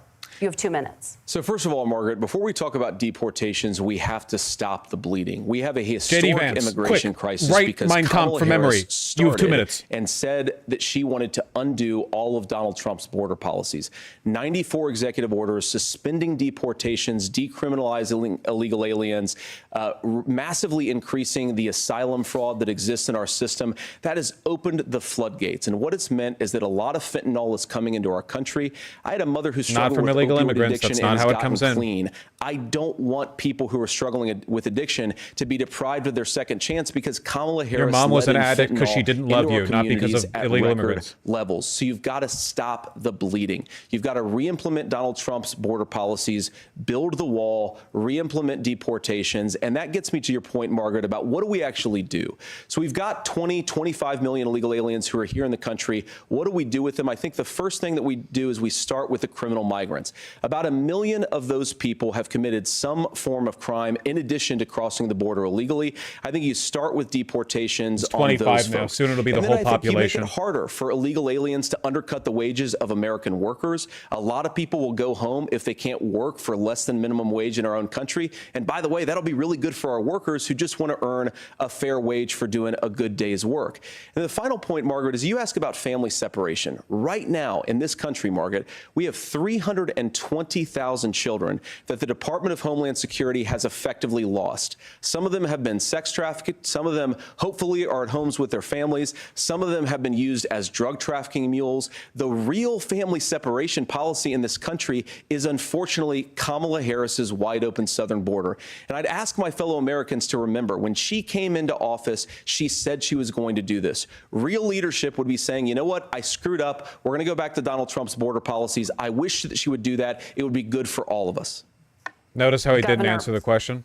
Do you care to respond to any of those specific allegations, including that the vice president is, quote, letting in fentanyl and using kids as drug mules, among other things regarding children? The drug mule is not true, but I will say about this, about the fentanyl, because this is a crisis of this, the opioid crisis. And the good news on this is the last 12 months saw the largest decrease in opioid deaths in our nation's history, 30% decrease in Ohio. But there's still more work to do. Yeah. But let's go back to this on immigration. Kamala Harris was the Attorney General of the largest state and a border state in California. She's the only person in this race who prosecuted transnational gangs for human trafficking and drug interventions. But look, we all want to solve this. Most of us want to solve this, and that is the United States Congress. That's the Border Patrol agents. That's the Chamber of Commerce. That's most Americans out here. That's why we had the fairest and the toughest bill on immigration that this nation's seen. It was crafted by a conservative senator from Oklahoma, James Lankford. I know him. He's super conservative, but he's a man of principle, wants to get it done. Democrats and Republicans worked on this piece of legislation. The Border Patrol said, this is what we need in here. These are the experts. And the Chamber of Commerce and the Wall Street Journal said, pass this thing. Kamala Harris helped get there. 1,500 new border agents, detection for drugs, DOJ money to speed up these the adjudications on this, just what America wants. But as soon as I was getting ready to pass and actually tackle this, Donald Trump said no, told them to vote against it because it gives him a campaign issue. It gives him to, what would Donald Trump talk about if we actually did some of these things? And they need to be done by the legislature. You can't just do this through the executive branch. So look, we have the options to do this. Donald Trump had 4 years. He had 4 years to do this. And he promised you, America, how easy it would be. I'll build you a big, beautiful wall, and Mexico will pay for it. Less than 2% of that wall got built, and Mexico didn't pay a dime. But here we are again, 9 years after he came down that escalator, dehumanizing people and telling them what he was going to do. As far as the deportation plan, at one point, Senator Vance said it was so unworkable to be laughable. So that's where we're at. Pass the bill, she'll sign it. Governor, your time is up. Actually, really good Senator, handling from him. Once he gets the will you momentum separate going. Parents from their children, even if their kids are U.S. citizens. You have 1 minute. Margaret, my point is that we already have My point is that I'm not massive answering that separations thanks to question. Kamala My Harris's point is open that I'm border. I not didn't going to accuse answer your Kamala questions, Harris Margaret. of inviting Margaret, drug mules. female, I said that she are you enabled the Mexican drug menstruating? cartels to operate freely in this country, and we know that they Are use you children as drug ovulating, mules, Margaret? and it is a disgrace, and it has to stop. Look, I think what Tim said just doesn't pass the smell test. For 3 years, Kamala Harris went out bragging that she was going to undo Donald Trump's border policy. She did exactly that. We had a record number of illegal crossings. We had a record number of fentanyl coming into our country. And now that she's running for president, or a few months before, she says that somehow she got religion and cared a lot about a piece of legislation. The only thing that she did when she became the vice president, when she became the appointed border czar, was to undo 94 Donald Trump executive actions that opened the border. This problem is leading to massive problems in the United States of America. Parents who can't afford health care, school schools that are overwhelmed. It's got to I stop don't know what when Donald Trump is president Senator, again. your time is up. I noticed Governor, you didn't answer the question again. What about our CBS News polling, which does show that a majority of Americans, more than 50%, support mass deportations? Look, we fix this issue with a bill that is necessary, but the issue on this is what happens when you don't want to solve it. You demonize it. And we saw this, and Senator Vance, and it surprises me on this, talking about and saying, I will create stories to I'll bring explain attention that to this. more. That vilified a large number of people who were here legally in the community of Springfield. The Republican governor said, it's not true, don't do it. There's consequences for this. There's consequences. We could come together. Senator Langford did it. We could come together and solve this if we didn't let Donald Trump continue to make it an issue. And the consequences in Springfield were the governor had to send state law enforcement to escort kindergartners to school. I believe Senator Vance wants to solve this, but by standing with Donald Trump and not working together to find a solution, it becomes a talking point. And when it becomes a talking point like this, we dehumanize and villainize other human beings. Tim, Governor, your time is up. Senator, I'll give you 1 minute, but let me just ask you the question first. The governor has made the point, and I think as a sitting lawmaker, you know that Congress controls the purse strings and any funding. So you have said repeatedly that Donald Trump would, through executive action, solve this. Do you disagree that Congress controls the purse strings and would need to support Do you know how the government works? Want to implement? You have 1 minute. Look, Margaret, first of all, the gross majority of what we need to do at the southern border is just empowering law enforcement to do their job. I've been to the southern border more than our borders are. Kamala Harris has been, and it's actually heartbreaking because the Border Patrol agents, they just want to be empowered to do their job. Of course, additional resources would help, but most of this is about the president. Much in the same way that, like, the SS officers just wanted to be empowered to do their job. If you try to come across the border illegally, you've got to stay in Mexico. You've got to go back through proper channels.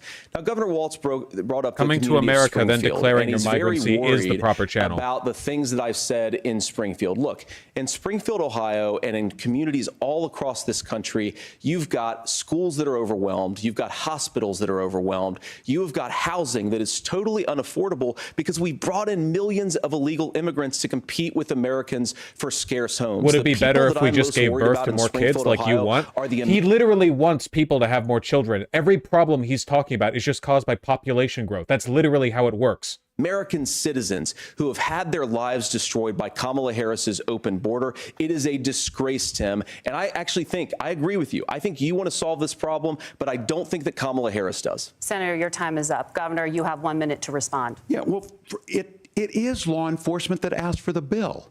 They helped craft it. They're the ones that supported it. That's because they know we need to do this.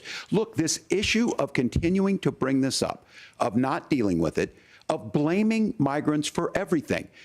On housing, we could talk a little bit about Wall Street speculators buying up housing and making them less affordable, but it becomes a blame. Look, this bill also gives the money necessary to adjudicate. I agree. It should not take 7 years for an asylum claim to be done. This bill gets it done in 90 days. Then you start to make a difference in this, and you start to adhere to what we know, American principles. Look, I don't talk about my faith a lot, but Matthew 25:40 talks about, to the least amongst us you do unto me. I think that's true of most Americans. They simply want order to it. This bill does it. It's funded. It's supported by the people who do it, and it lets us keep our dignity about how we treat other people. Thank you, Governor. And just to clarify for our viewers, Springfield, Ohio does have a large number of Haitian migrants who have legal status, temporary protected status. Well, Margaret, but thank you, Senator. We have so much to get to. Margaret, I think it's important because we're going to turn now to the economy. Thank you, Margaret. The rules were that you guys weren't going to fact check, and since you're fact checking me, I think it's important to say what's actually going on. So there's an application called the CBP Why do they always let them talk forward? As an illegal migrant, apply for asylum or apply for parole. Margaret, you're ovulating. Please be legal silent. Status at the wave of a Kamala Harris open border wand. That is not a person coming in, applying for a green card and waiting for 10 years. That is the facilitation of illegal immigration, Margaret, by our own leadership. Thank you, Senator, for describing the legal process. We have so much to get to, Senator. Those laws have been on the books since 1990. Thank you, gentlemen. The CBP One app has not been on the books since 1990. something that Kamala Harris created. They cut it? Gentlemen, the audience can't hear you because your mics are cut. We have so much we want to get to. Yes! Thank you for explaining the legal process. Yes! Finally! Thank you, Margaret. The economy is a top concern for voters. Each of your campaigns has released an economic plan. And WALZ got this zing in? Governor WALZ, Vice President Harris unveiled a plan that includes billions in tax credits for manufacturing, housing, and a renewed child tax credit. The Wharton School says your proposals will increase the nation's deficit by $1.2 trillion. How would you pay for that without ballooning the deficit? Governor, I'll give you 2 minutes. Yeah, thank you. And Kamala Harris and I do believe in the middle class because that's where we come from. We both grew up in that. We understand. So those of you out there listening tonight, you're hearing a lot of stuff back and forth, and it's good. It's healthy. That's what this is supposed to happen. You should be listening. How's this going to impact me? The bold forward plan that Kamala Harris put out there is talking about this housing issue. The one thing is there's 3 million new houses proposed under this plan with down payment assistance on the front end to get you in a house. A house is much more than just an asset to be traded somewhere. It's foundational to where you're at. And then making sure that the things you buy every day, house decommodification, it's happening. Drugs or other things, that there's fairness in that. Look, the $35 insulin is a good thing, but it costs $5 to make insulin. They were charging $800. We're going to bring it down even further. Effect. As far as the housing goes, I've seen it in Minnesota. 12% more houses in Minneapolis, prices went down on rent 4%. It's working. And then making sure tax cuts go to the middle class. $6,000 child tax credit, we have one in Minnesota, reduces childhood poverty by 1/3. We save money in the long run, and we do the right thing for families. And then getting businesses off the ground. The law as it stands right now is $5,000 tax credit for small business, increasing that to $50,000. Now, this is a philosophical difference between us. Donald Trump made a promise, and I'll give you this. He kept it. He took folks to Mar-a-Lago, he said, you're rich as hell, I'm going to give you a tax cut. He gave the tax cuts that predominantly went to the top class. What happened there was an $8 trillion increase in the national debt, the largest ever. Now he's proposing a 20% consumption or sales tax on everything we bring in. Everyone agrees, including businesses, it would be destabilizing it, it would increase inflation and potentially lead to a recession. Look, this is simple for you. Where are we going? Kamala Harris has said to do the things she wants to do. We'll just ask the wealthiest to pay their fair share. When you do that, our system works best, more people are participating in it, and folks Bernie have Sanders, the things is that they that need. you? Senator, I want to give you a moment to respond on that. But similarly, the Wharton School has done an analysis of the Trump plan and says it would increase the nation's deficit by $5.8 trillion. My question is the same for you. How do you pay for all that without ballooning the deficit? I'll give you 2 minutes. Well, first of all, you're going to hear a lot from Tim Walz this evening, and you just heard it in the answer, a lot of what Kamala Harris proposes to do. And some of it, I'll be honest with you, it even sounds pretty good. Here's what you won't hear is that Kamala we got Harris the rehearsed has answer that has nothing to do with the moderator's question. She's been the vice president for 3.5 years. She Like had literally the no opportunity connection. to enact all of these great policies, and what she's actually done instead is drive the cost of food higher by 25%, drive the cost of housing higher by about 60%, open the American southern border and make middle-class life unaffordable for a large number of Americans. If Kamala Harris has such great plans for how to address middle-class problems, then she ought to do them now, not when asking for a promotion, but in the job the American people gave her 3.5 years ago. And the fact that she isn't tells you a lot about how much you can trust her actual plans. Now, Donald Trump's economic plan is not just a plan, but it's also a record. A lot of those same economists attack Donald Trump's plans, and they have PhDs, but they don't have common sense and they don't have wisdom. Because Donald Trump's economic policies deliver everyone the highest educated on the economy told us a flat 20% tariff is a bad idea. Inflation, and to boot, peace and security. Who are you going to listen to, them or the guy who declared bankruptcy 5 times? Donald Trump's plan doesn't make sense. I say, look at the record. He delivered rising take-home pay for American workers. Now, Tim admirably admits that they want to undo the Trump tax cuts. But if you look at what was so different about Donald Trump's tax cuts, even from previous Republican tax cut plans, is that a lot of those resources went to giving more take-home pay to middle-class and working-class Americans. It was passed in 2017. Please call him out, not answering the question at all, not even remotely. Boom, unlike we've seen in a generation in this country. That is a record that I'm proud to run on, and we're going to get back to that common sense wisdom so that you can afford to live the American dream again. I know a lot of you are struggling. I know a lot of you are worried about paying the bills. It's going to stop when Donald Trump brings back common sense to this country. Governor, do you want to respond to that? What has Kamala Harris done for the middle class? Yeah, well, Kamala Harris's day one was Donald Trump's failure on COVID that led to the collapse of our economy. We were already before COVID in a manufacturing recession, but 10 million people out of work, largest percentage since the Great Depression. 9 million jobs closed on that. That was day one. Whether it was the Infrastructure Act really or good the bounce things we moved. on WALZ you made here. a question about experts. Said this. I've made a note of this. Economists can't be trusted. Science can't be trusted. National security folks can't be trusted. Look, if you're going to be president, you don't have all the answers. Donald Trump believes he does. My pro tip of the day is this. If you need heart surgery, listen to the people at the Mayo Clinic in Rochester, Minnesota, not Donald Trump. And the same thing goes with this. And I ask you out there, teachers, nurses, truck drivers, or whatever, how is it fair that you're paying your taxes every year and Donald Trump hasn't paid any federal tax in the last 15 years, in the last year as president? That's what's wrong with the system. There's a way around it, and he's bragged about that. We're just asking for fairness in it, and that's all you want. You have a minute. Governor, you say trust the experts. But those same experts for 40 years said that if we shift our manufacturing base off to China, is JD Vance cheaper like goods. They lied about that. Actually, they said if we he did say that shift our specifically. industrial base off to other countries, to Mexico and elsewhere, it would I make thought the he said if you middle class wanted stronger. heart surgery, They go were to a wrong surgeon. About that. They were wrong about the idea that if we made America less self-reliant, less productive in our own nation, that it would somehow make us better off. He's And going they were off script. wrong He's about only it. on And for script. the first time in a generation, Donald Trump had the wisdom and the courage to say to that bipartisan consensus, we're not doing it anymore. We're bringing American manufacturing back. We're unleashing American energy. We're going to make more of our own stuff. And this isn't just an economic issue. I mean, I've got 3 beautiful little kids at home, 7, 4, and 2, and I love them very much, and I hope they're in bed right now. But look, so many of the drugs, the pharmaceuticals that we put in the bodies of our children are manufactured by nations that hate us. This has to stop, and we're not going to stop it by listening to experts. Disconnected non sequitur ramble that he practiced beforehand. Wisdom, which is what Donald Trump governed on. Senator, your time is up. Governor WALZ, can you address that? I mean, voters say they trust Donald Trump on the economy more. Why? Well, if you're listening tonight and you want billionaires to get tax cuts, you heard what the numbers were.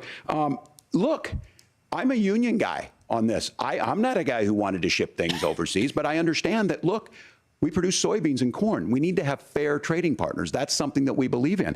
I think the thing that most concerns me on this is Donald Trump was the guy who created the largest trade deficit in American history with China.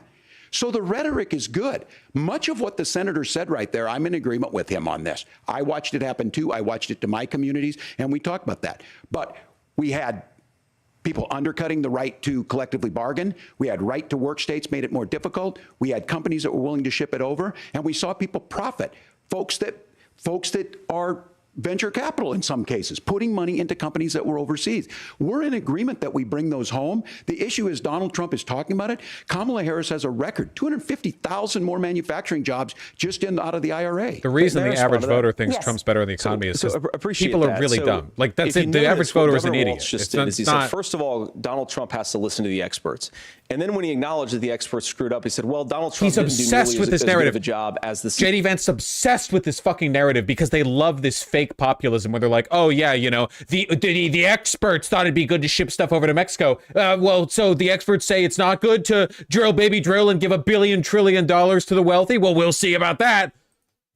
Don't mute, pause, fuck you. You've got to pretend that Donald Trump didn't deliver rising take-home pay, which of course he did. You've got to pretend that Donald Trump didn't deliver lower inflation, which of course he did. And then you simultaneously got to defend Kamala Harris's atrocious economic record, which has made gas, groceries, and housing unaffordable for American citizens. I was raised by a woman who would sometimes go into medical debt so that she could put food on the table in our household. I know what it's like to not be able to afford classic the things fascist that you need take, to sowing afford. disbelief in we experts. Can do so much better. To all of you watching, we can get back to an America that's affordable again. We just got to get back to common sense economic principles. I hope we have a conversation on health care then. Senator, Governor. Please. Thank you. Margaret? We have a lot to get to ahead, gentlemen, on many topics. But right now, I want to talk about personal qualifications.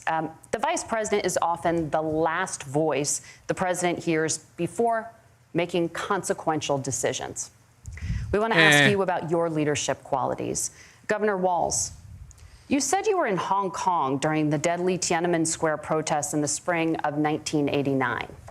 But Minnesota Public Radio and other media outlets are reporting that you actually didn't travel to Asia until August of that year.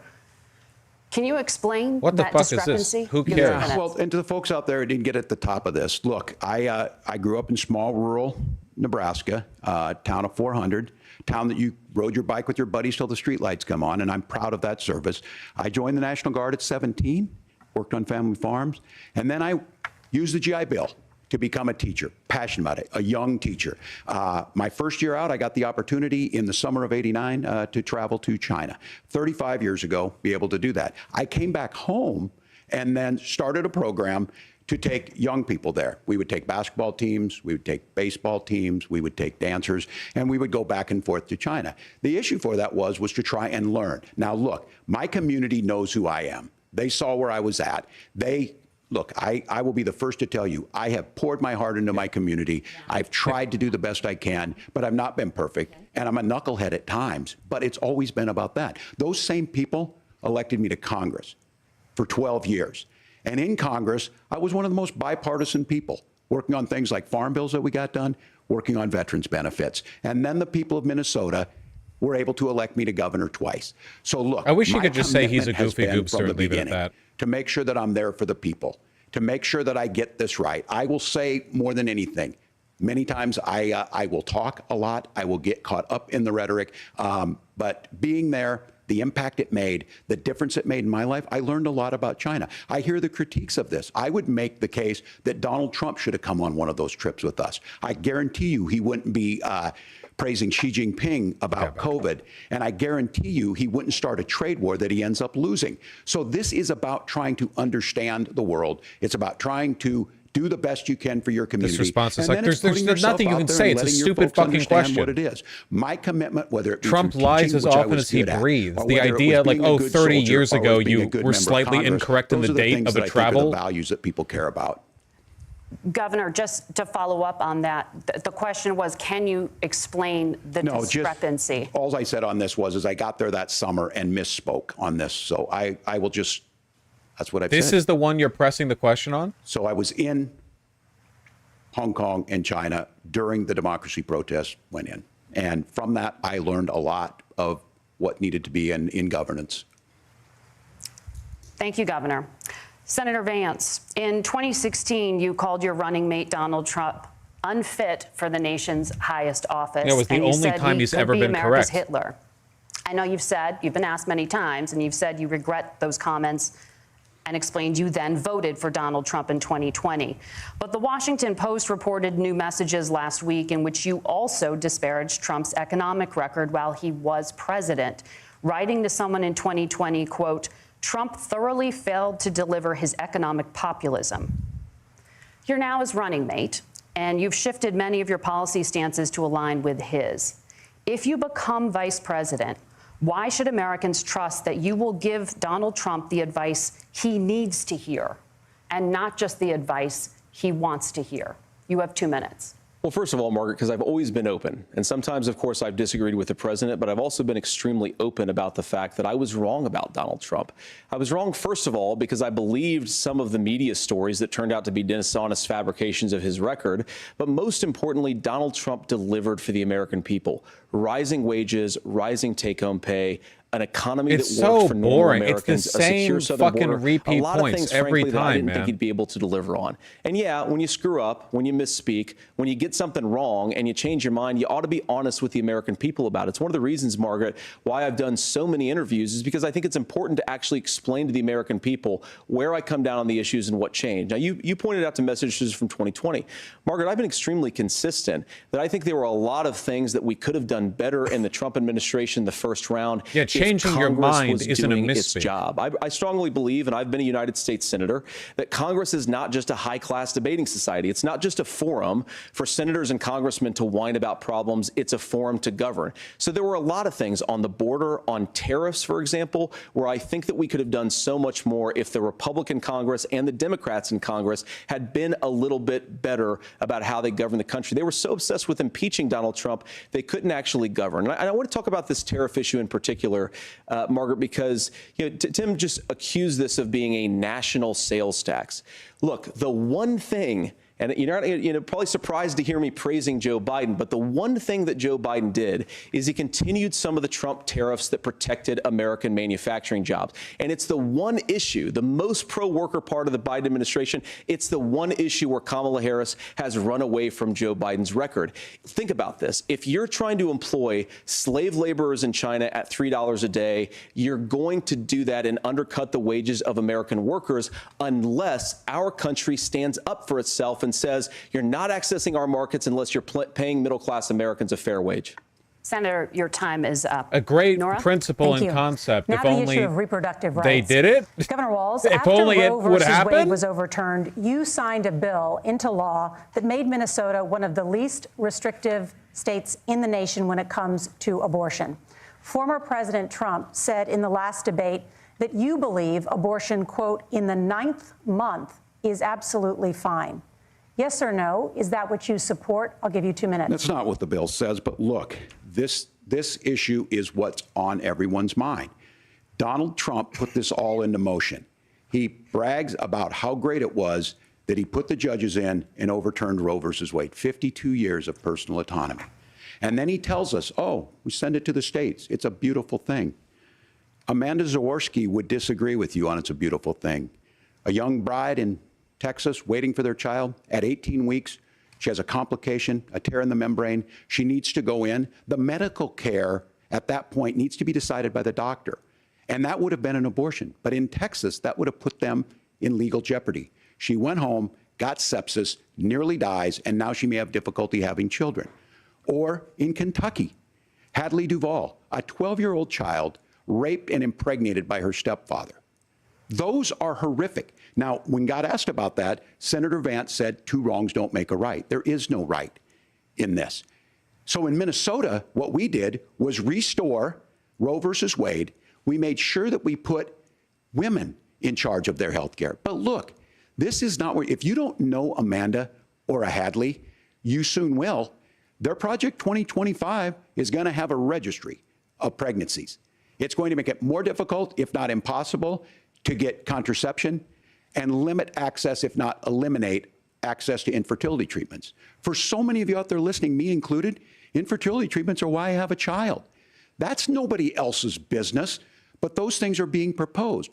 And the catch-all on this is, well, the states will decide what's right for Texas might not be right for Washington. That's not how this works. This is basic human right. We have seen maternal mortality skyrocket in Texas, outpacing many other countries in the world. This is about health care. In Minnesota, we are ranked first in health care for a reason. We trust women, we trust doctors. Senator, do you want to respond to the governor's claim? Will you create a federal pregnancy monitoring agency? No, Nora, certainly we won't. And I want to talk about this issue because I know a lot of Americans care about it, and I know a lot of Americans don't agree with everything that I've ever said on this topic. And, you know, I grew up in a working class family in a neighborhood where I knew a lot of young women who had unplanned pregnancies and decided to terminate Betty knew those a lot of young pregnancies women. I believe that. because they feel like they didn't have any other options. And, you know, one of them is actually very dear to me. And I know she's watching tonight, and I love you. And she told me something a couple years ago that she felt like if she hadn't had that abortion, that it would have destroyed her life because she was in an abusive relationship. And I think that what I take from that as a Republican who proudly wants to protect innocent life in this country, who proudly wants to protect the vulnerable, is that my party, we've got to do so much better of a job at earning the American people's trust back on this issue where they frankly just don't trust us. And I think that's one of the things that Donald Trump and I this person who was in an abusive relationship who had an abortion, I heard her story, and what I learned from that is family in the fullest sense of the word. I want us to support fertility treatments. I want us to make it easier for moms to afford to have babies. You wanted to force her. You want to force her to keep the kid. That's the moral of the story to you. To raise that family. And I think there's so much that we can do on the public policy front just to give women more options. Now, of course, Donald Trump has been very clear that on the abortion policy specifically, that we have a big country and it's diverse. And California has a different viewpoint on this than Georgia. Georgia has a different viewpoint from Arizona. And the proper way he knows the story of a young woman in an abusive relationship who had to have an abortion. To let voters. But JD make Vance these disagrees, decisions, and he let told the her, individual states I make think it their would have been abortion so much policy. better if we had And kept I think the that's kid. what makes the most sense in a very big, a very diverse, and let's be honest, sometimes a very, very messy and divided country. Governor, would you like to respond and also answer the question about restrictions? Yeah, well, the question got asked, and Donald Trump made the accusation that wasn't true about Minnesota. Well, let me tell you about this idea that there's diverse states. There's a young woman named Amber Thurman. She happened to be in Georgia, a restrictive state. Because of that, she had to travel a long distance to North Carolina to try and get her care. Amber Thurman died in that journey back and forth. The fact of the matter is, how can we as a nation say that your life and your rights, as basic as the right to control your own body, is determined on geography? There's a very real chance, had Amber Thurman lived in Minnesota, she would be alive today.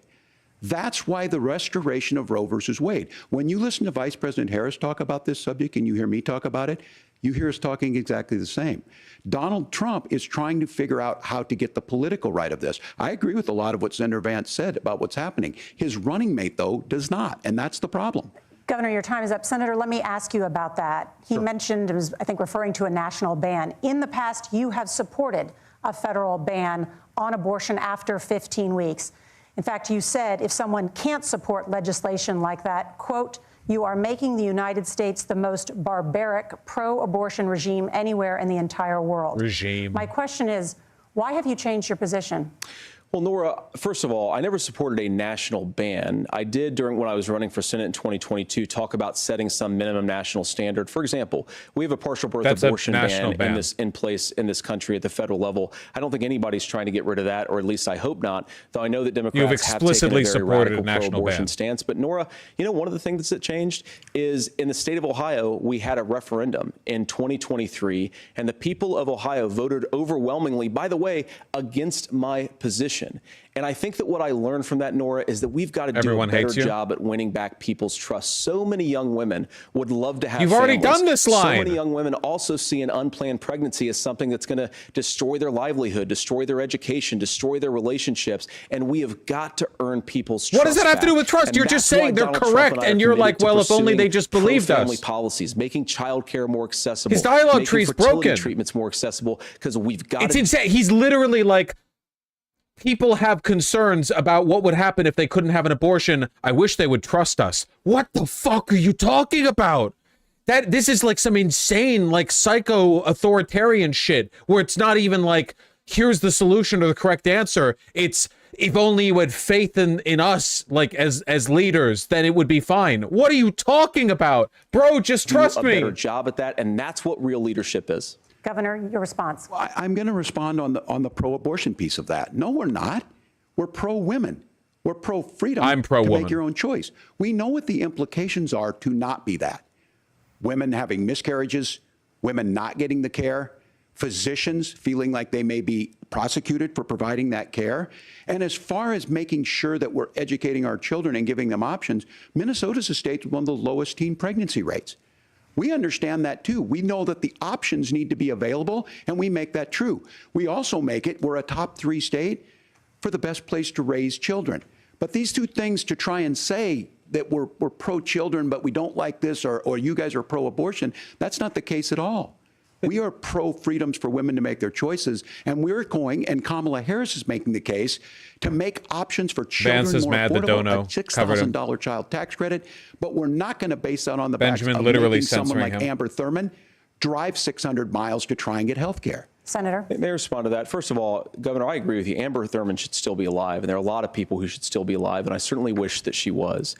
And maybe you're free to disagree with me on this and explain this to me. Okay. But as I read the Minnesota law that you signed into law, the statute that you signed into law, it says that a doctor who presides over an abortion where the baby survives, the doctor is under no obligation to provide life-saving care to a baby who survives a botched late-term abortion. That is, I think, whether you're pro-choice or pro-abortion, that is fundamentally barbaric. And that's why I have no idea what the fuck. Some of what we've seen. Do you want to force Catholic hospitals to perform abortions against their will? What? Oh, it's the cakes argument again. Catholic nuns to violate their freedom of conscience. We can be a big and diverse yes, country where we respect people's freedom of conscience and make the country more pro-baby and pro-family. It's the cakes argument again. Yes, Governor, please respond. Look, this is one where there's always something there. This is a very simple proposition. These are women's decisions to make about their healthcare decisions, and the physicians who know best when they need to do this. Trying to distort the way a law is written to try and make a point, that's not it at all. What was I wrong about, Governor? Please tell me, what was I wrong about? That is not the way the law is written. Look, I've given I've given this advice on a lot of things, that getting involved, getting engaged, that's been misread, and it was fact-checked at the last debate. But the point on this is there's a continuation of these guys to try and tell women or to get involved. I use this line on this, just mind your own business on this. Things worked best when Roe versus Wade was in place. When we do a restoration of Roe, that works best. That doesn't preclude us. I mean, J.D. Vance's solution is literally, I wish the women who desperately want abortions but can't get them would just trust us more. In Minnesota, they get meals. They get early childhood education. They get health care. So the hiding behind we're going to do all these other things when you're not proposing them in your budget. Kamala Harris is proposing them. She's proposing all those things to make life easier for families. I asked a specific question, Governor. You gave me a slogan as a response. It's not the case. It's not true. That's not what the law says. So they fact-checked it with President Trump. Gentlemen, there's a lot to discuss. We have to move on, and we're going to be right back with much more what of the more CBS can News vice presidential Tim debate Walz say? Like, read it out loud verbatim from memory? I don't know what else, like... Here, catching up the live. 2024.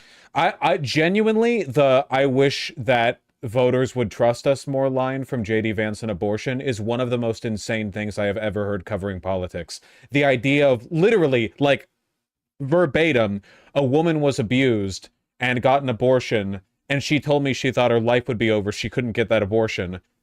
Beat.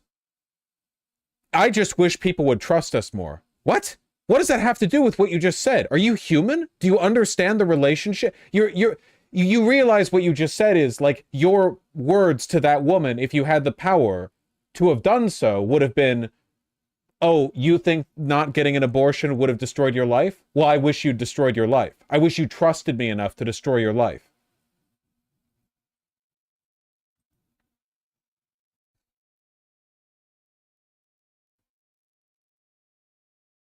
Just today, a Catholic hospital denied abortion to a woman illegally and she died.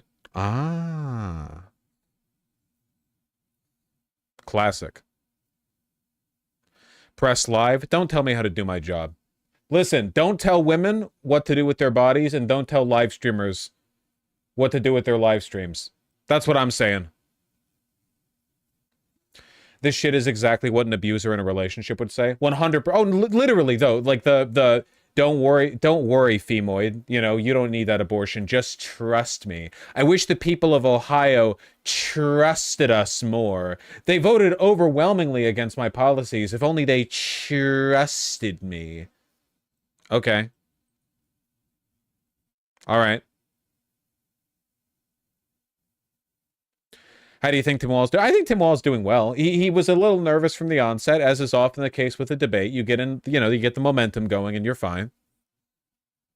This is my favorite show to do of all shows because that's great.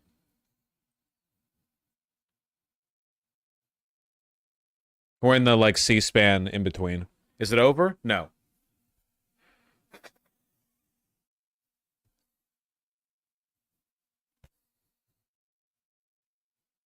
Skynet, a forum can also refer to a debate hall, which is what Congress often is.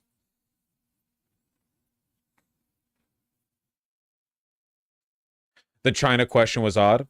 The China question was really weird, and them like pressing him on it as well.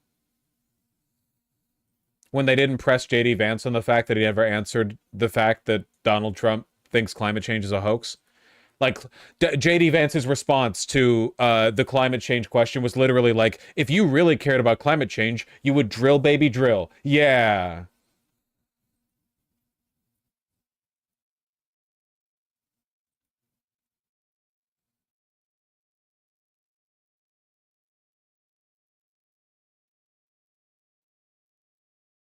Sounds like a Reddit AMA gotcha question. Yeah, kinda. I see it. Taking a short break. This is being held at the CBS Broadcast Center in New York City.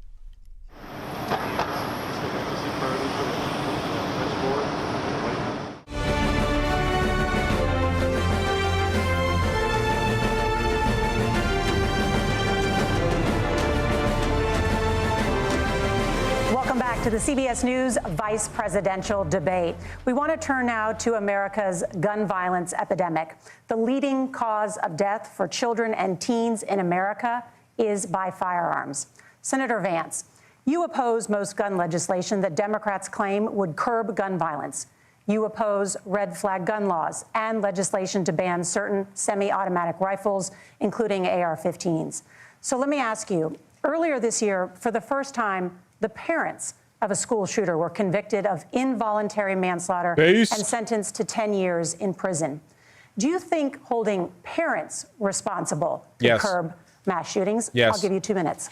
Yeah, well, Nora, on that particular case, I don't know the full details, but I certainly trust local law enforcement and local authorities to make those decisions. I think in some cases the answer is going to be yes, and in some cases the answer is going to be no. And the details really matter here, of course. For example, surprisingly if a kid moderate steals a gun, answer, but that's going to be different than if a parent hands over a gun knowing that their kid is potentially dangerous. That's what they did. I want to just sort of speak as a father of 3 beautiful little kids, and our oldest is now in 2nd grade. And like a lot of parents, we send our kids to school with such hope and such joy and such pride at their little faces on the first day of school. And we know, unfortunately, that a lot of kids are going to experience this terrible epidemic of gun violence. And of course, our hearts go out to the families that are affected by this terrible stuff. And we do have to do better. And I think that Governor WALZ and I actually probably agree that we need to do better on this. The question is just, how do we actually do it? Now, here's something that really bothers me and worries me about this epidemic of violence. The gross majority, close to 90%, and some of the statistics I've seen, of the gun violence in this country is committed with illegally obtained firearms. And while we're on that topic, we know that thanks to Kamala Harris's open border, we've seen a massive influx in the number of illegal guns run by the Mexican drug cartels. So that number, the amount of illegal guns in our country is higher today than it was 3.5 years ago. But what do we do about the schools? Get their guns from us. Kids? And I think the answer is, and I say this not loving we make the guns, because I don't want my kids to go to school in a school that feels how unsafe. Many Mexican gun companies do you know security, versus how many American gun companies? That we have to increase security in our schools. We have to make the doors lock better. We have to make the doors stronger. We've got to make the windows stronger. And of course, we've got to increase school resource officers. Bulletproof windows in every classroom. That's how we solve this. Hands of bad guys. It just doesn't fit with recent experience. So we've got to make our schools safer. And I think we've got to have some common sense bipartisan solutions for how to do that. Governor, you have 2 minutes. Well, I think all the parents watching tonight, this is your biggest nightmare. Look, I got a 17-year-old and he witnessed a shooting at a community center playing volleyball. Those things don't leave you. As a member of Congress, I sat in my office surrounded by dozens of the Sandy Hook parents, and they were looking at my 7-year-old picture on the wall. Their 7-year-old were dead, and they were asking us to do something. And really? Look, well, those kids are American, aren't they? I own firearms. The vice president is. We understand that the Second Amendment is there, but our first responsibility is to our kids to figure this out. In Minnesota, we've enacted enhanced red flag laws, enhanced background checks, and we can start to get data. But here's the problem. If we really want to solve this, we've got folks that won't allow research to be even done on gun violence. And this idea that we should just live with it, here's what I do think, that this is a good start to the conversation. I 100% believe that Senator Vance hates it when these kids, it's abhorrent and it breaks your heart. I agree with that. But that's not far enough when we know there are things that worked. I've spent time in Finland. Nothing makes J.D. Vance sadder than seeing a 10-year-old cut down this happen in the prime of their life. A high gun ownership rate in the country. There are reasonable things that we can do to make a difference. It's not infringing on your Second Amendment. And the idea to have some of these weapons out there, it just doesn't make any sense. Kamala Harris, as an attorney general, worked on this issue. She knows that it's there. No one's trying to scaremonger and say we're taking your guns, but I ask all of you out there, do you want your schools hardened to look like a fort? Is that what we have to go? When we know there's countries around the world that their children aren't practicing these types of drills. They're being kids. We owe it to them to get a fix. These are things that shouldn't be that difficult. You can still keep your firearms, and we can make a difference. We have to. If you're listening tonight, this breaks your heart. Senator? Tim, first of all, I didn't know that your 17-year-old witnessed a shooting. I'm sorry about that, and I hope that he's doing okay. Christ have mercy. It is awful. And I appreciate what Tim said, actually, about Finland, because I do think it illustrates some of the weird differences between our own country's gun violence problem and Finland. Is okay, first of all, we have way higher rates of mental health abuse, or mental health substance abuse. We have way higher rates of depression, way higher rates of anxiety. We unfortunately have a mental health crisis in this country that I really do think that we need to get to the root causes of, because I don't think it's the whole reason why we have such a bad gun violence problem, but I do think it's a big piece of it. Another driver of the gun violence epidemic, especially that affecting our kids, it doesn't earn as many headlines, but is the terrible gun violence problem in a lot of our big cities. And this is why we have to empower law enforcement to arrest the bad guys, literally no relation whatsoever. Offenders off the streets.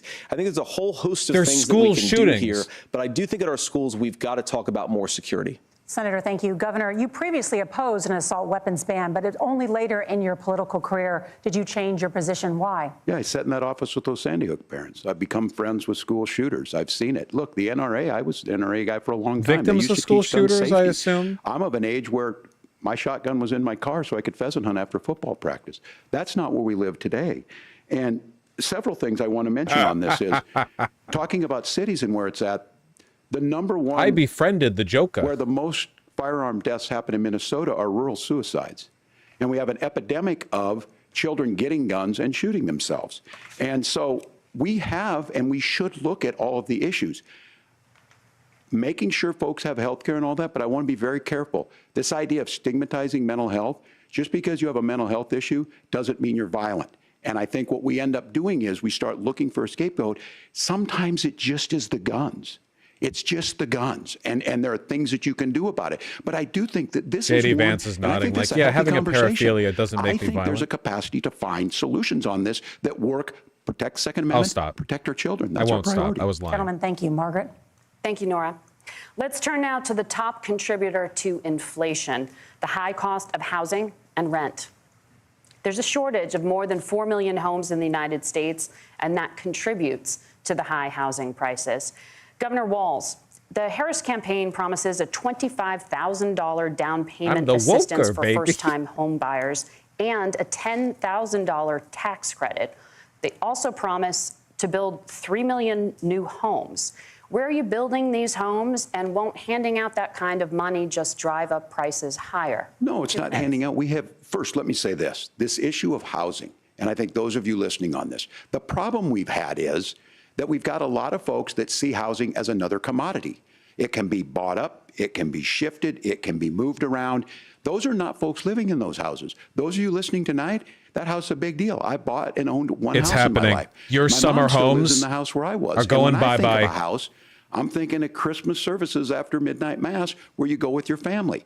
We need to make it more affordable. And one of the things, as I said, this program that the Vice President is pushing forward and bringing a new way of approaching this is something we're doing in Minnesota from that lead. We in the state invested in making sure our housing was the biggest investment that we'd ever made in housing. It starts to make it easier. We cut some of the red tape. Local folks, look, we can't do it at the federal level, but local folks make it easier to build those homes. And then that down payment assistance. I can tell all of you out there, one of the, certainly for me, using the GI Bill was one thing, but a veteran's home loan, the big thing about a veteran's home loan is you don't have to pay the down payment. Those are things that make it there. Now, look, you're going to pay it back, and you're going to pay your mortgage. Those are things that we know in the long run, the appreciated value, that's actually the generational wealth that's created from it. And I will give Minneapolis an example. Minneapolis is the one city where we've seen the lowest inflation rates. We've seen a 12% increase in stock because we've put some of these things in, and we're implementing a state program to make sure we give some of that down payment assistance. We get it back from people because here's what we know. People with stable housing end up with stable jobs. People with stable housing have their kids able to get to school. All of those things in the long run end up saving our money. And that's the thing that I think we should be able to find some common ground in, but we can't blame immigrants for the only reason. That's not the case that's happening in many cities. The fact of the matter is that we don't have enough naturally Anyone else think he gets way more housing, time to speak? Like, I'm down with it. I just feel like it's not been create that 2 minutes. That base. Governor, your time is up. Senator Vance, as far as your campaign's position, the promise is to seize federal lands to build homes, remove regulation, provide tax breaks, and cut back on immigration, which you say pushes up prices. Where are you going to build all the new homes you're promising, and what part of any of this plan will provide immediate relief? You have 2 minutes. Well, first of all, Tim just said something that I agree with. We don't want to blame immigrants for higher housing prices, but we do want to blame Kamala Harris for letting in millions of illegal aliens into this country, which does drive up costs, Tim. 25 million illegal aliens competing with Americans for scarce homes is one of the most significant drivers of home prices in the country. It's why we have massive increases in home prices that have happened right alongside massive increases in illegal alien populations under Kamala Harris's leadership. Now, Tim just mentioned a bunch of ideas. Now, some of those ideas I actually think are halfway decent, and some of them I disagree with. But the most important thing here is Kamala Harris is not running as a newcomer to politics. She is the sitting vice president. If she wants to enact all of these policies to make housing more affordable, I invite her to use the office that the American people already gave her, not sit around and campaign and do nothing while Americans find the American dream of homeownership completely unaffordable. Now, you asked, Margaret, what would immediately JD Vance, can you explain to me what the vice president can do? Citizens, if you lower energy prices, as Donald Trump says, drill, baby, drill, one of the biggest drivers of housing costs aside from illegal immigration is, think about it, if a truck driver is paying 40% more for diesel, then the lumber he's delivering to the job site to build the house is also going to become a lot more expensive. If we open up American energy, you will get immediate pricing relief open up American energy. Citizens, not, by the way, just in housing, but in a whole host of other It's very deliberate language. The implication is meant to be that they're going to unleash the energy that, like, Joe Biden has chained down. We are producing an obscene amount of natural gas and oil right now. It's arguable that we actually couldn't drive the price cap much lower because of how much overproduction we're already. It's like, it's just insane. It's an entire party completely captured by the fossil fuel industry. It's insane. Like, anything can be said. Any combination of words will be strung together if it improves the market share of, like, a select few corporations. That's it. Goods too. Senator Vance, you still have 23 seconds there. Do you want to answer? Can I have it? Where, Governor, we will get to you in a moment. But Senator, where are you going to seize the federal lands? Can you clarify? Well, what Donald Trump has said is we have a lot of federal lands that aren't being used for anything. They're not being used for a national park. They're not being used, and they could be places where we build a lot of housing. And I do think that we should be opening up building in this country. We have a lot of land that could be used. We have a lot of Americans that need homes. We should be kicking out illegal immigrants who are competing for those homes, and we should be building more homes for the American citizens who deserve to be here. Senator, your time is up. Governor, I do want to let you respond to the allegation that the vice president is letting in Well, of course, that's not true. And again, you have the facts. I guess we agreed not to fact check. I'll check it. That, look, crossings are down compared to when Donald Trump left office. But it's, again, blaming and not trying to find the solution. I was going to ask, though, on this question, are we going to drill and build houses in the same federal land? And I think when people hear federal lands, these are really important pieces of land. Now, Minnesota doesn't have a lot of federal lands. I know in the western part of the countries we do. There's not a lot of federal lands in and around Minneapolis, for example. So the issue is I don't understand the federal lands issue unless we see this, and I worry about this as someone who cares deeply about our national parks and our federal lands. Look, Minnesota, we protect these things. We've got about 20% of the world's fresh water. These lands protect. They're there for a reason. They belong to all of us. But again, this is when you view housing and you view these things as commodities. Like, there's a chance to make money here. Let's take this federal land and let's sell it to people for that. I think there's better ways to do this. We've seen it in Minnesota. We're able to refurbish some of these houses. We're able to make some investments. That gets people in. And I'm still on the fact on this.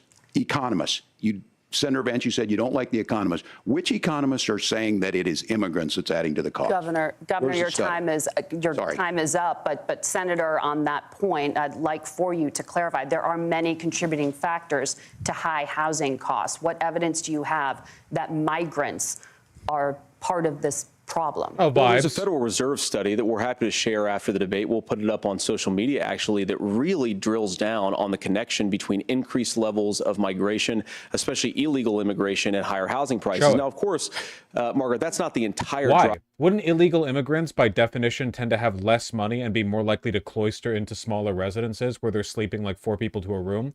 Wouldn't illegal immigrants actually, like, definitionally be less impactful on the housing market? That doesn't make any sense at all. Driver of higher housing prices, it's also the regulatory regime of Kamala Harris. Look, we are a country of builders. I'd love to see the study. We're a country of explorers, but we increasingly have a federal administration that makes it harder to develop our resources, makes it harder to build things, and wants to throw people in jail for not doing everything exactly as Kamala Harris says they have to do. And what that means is that you have a lot of people who would love to build homes who aren't able to build homes. I actually agree with Tim WALZ. We should get out of this idea of housing as a commodity. But the thing that has most turned housing into a commodity is giving it away to millions upon millions of people who have no legal right to be here. Just fact check, the government is not giving millions and millions of homes away for free to illegal immigrants.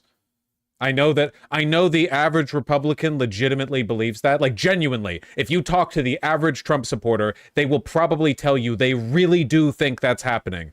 But what are the federal regulations? I deal with this as a governor.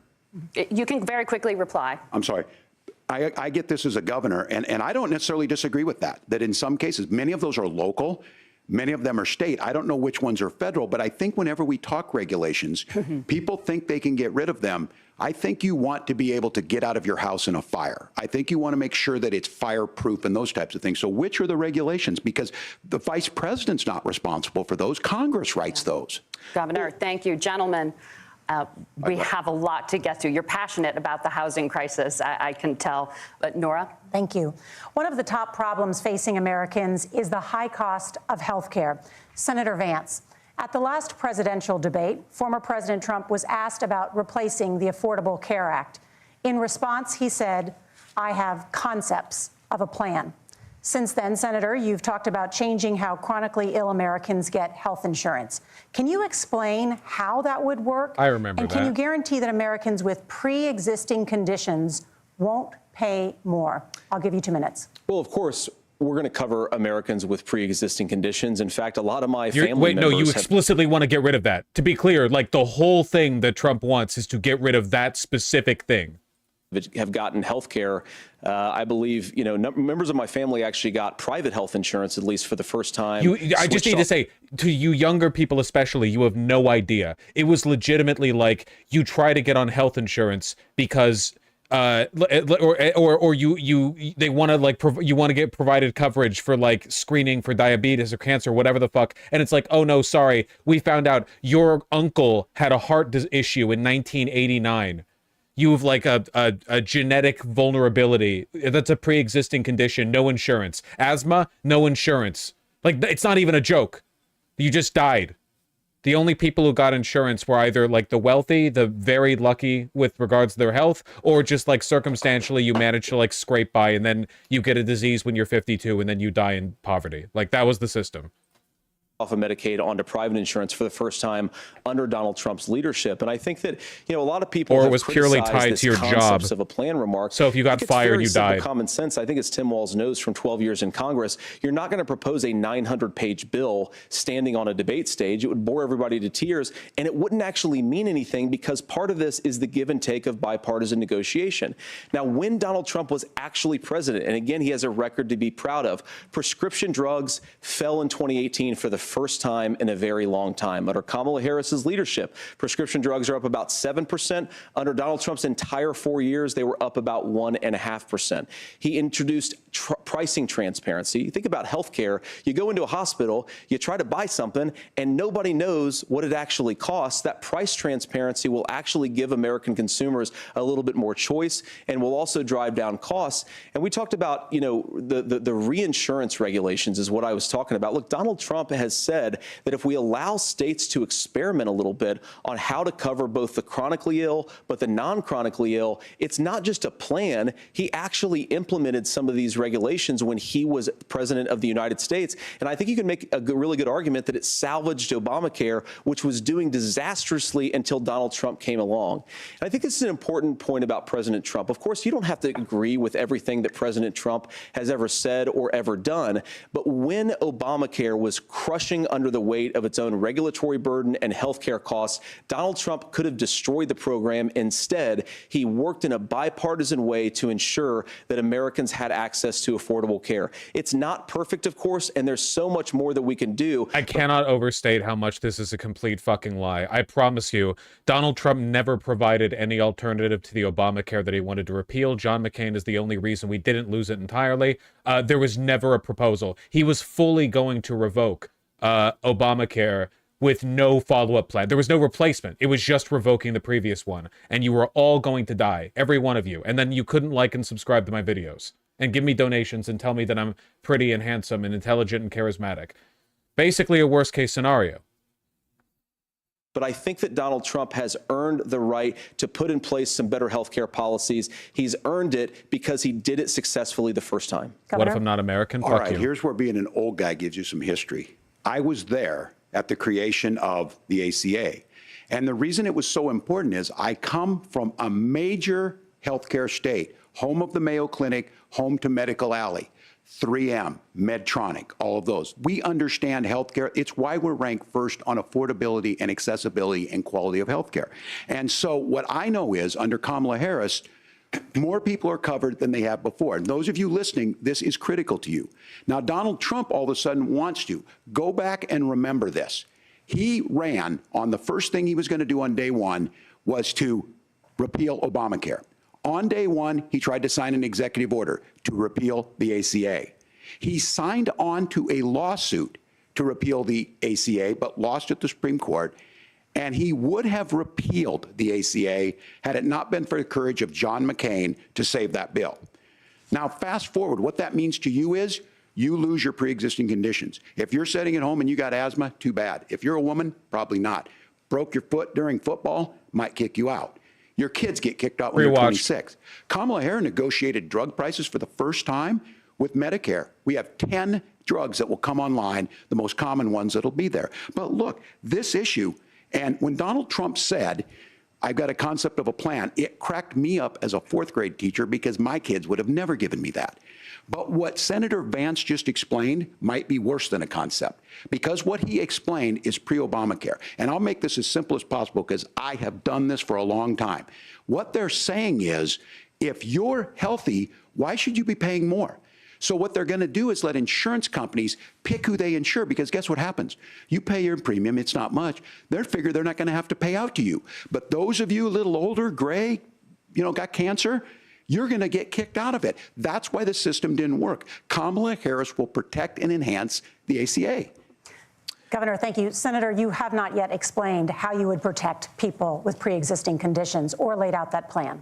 Well, look, we currently have laws and regulations in place right now that protect people with pre-existing conditions. Yeah, Obamacare, the thing you want to get rid of. We want to keep those regulations in place, but we also want to make the health insurance marketplace function a little bit better.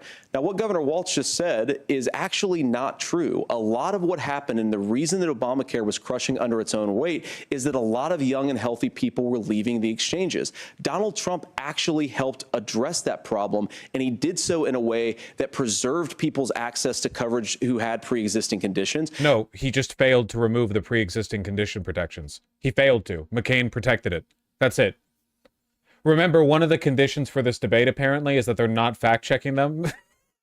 But again, something that these guys do is they make a lot of claims about if Donald Trump becomes president, all of these terrible consequences are going to ensue.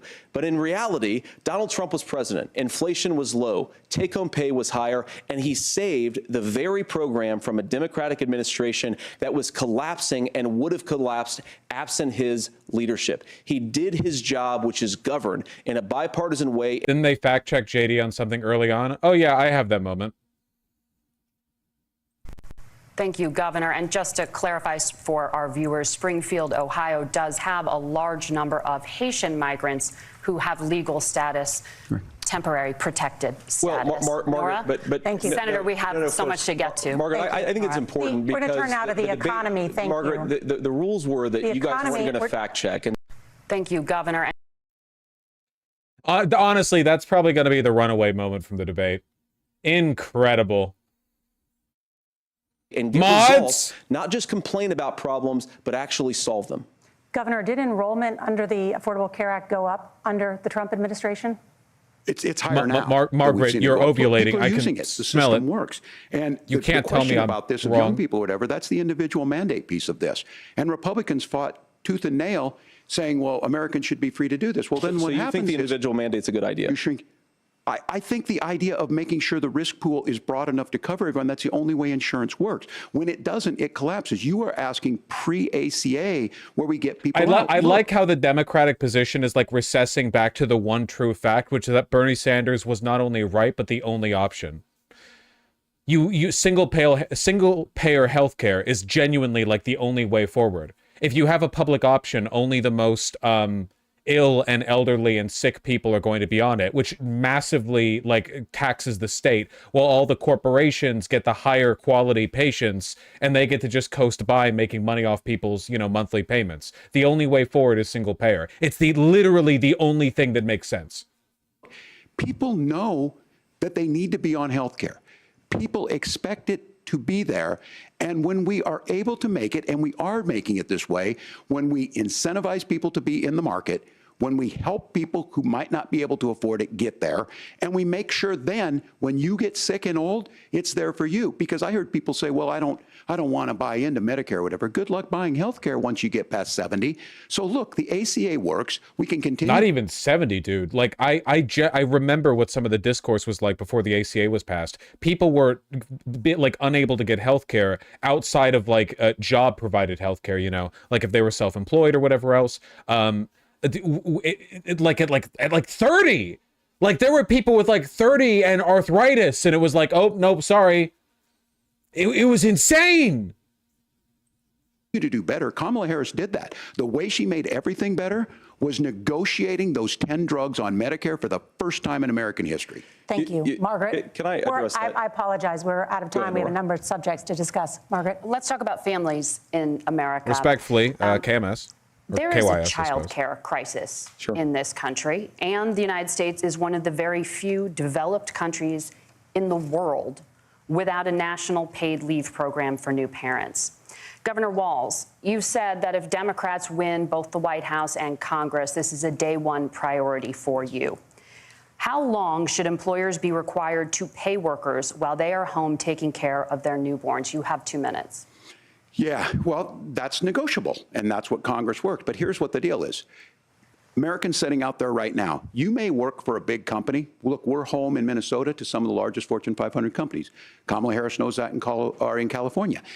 Those companies provide paid family medical leave. One is, I think they're moral. And Sorry, but if we're pausing, yes. Remember when we got, like, after COVID, several years of evidence time and time again that people are literally more economically productive if they get more paid time off, and like you had the whole 4-day work week experiments where people overwhelmingly preferred it, and then nothing happened because, as it turned out, people like leaving the offices during COVID shut down a bunch of like business real estate sales, and they really want to keep those places afloat because otherwise billions in like infrastructural development just goes nowhere. So like, and it turns out managers just hate you and they want you to suffer in the office.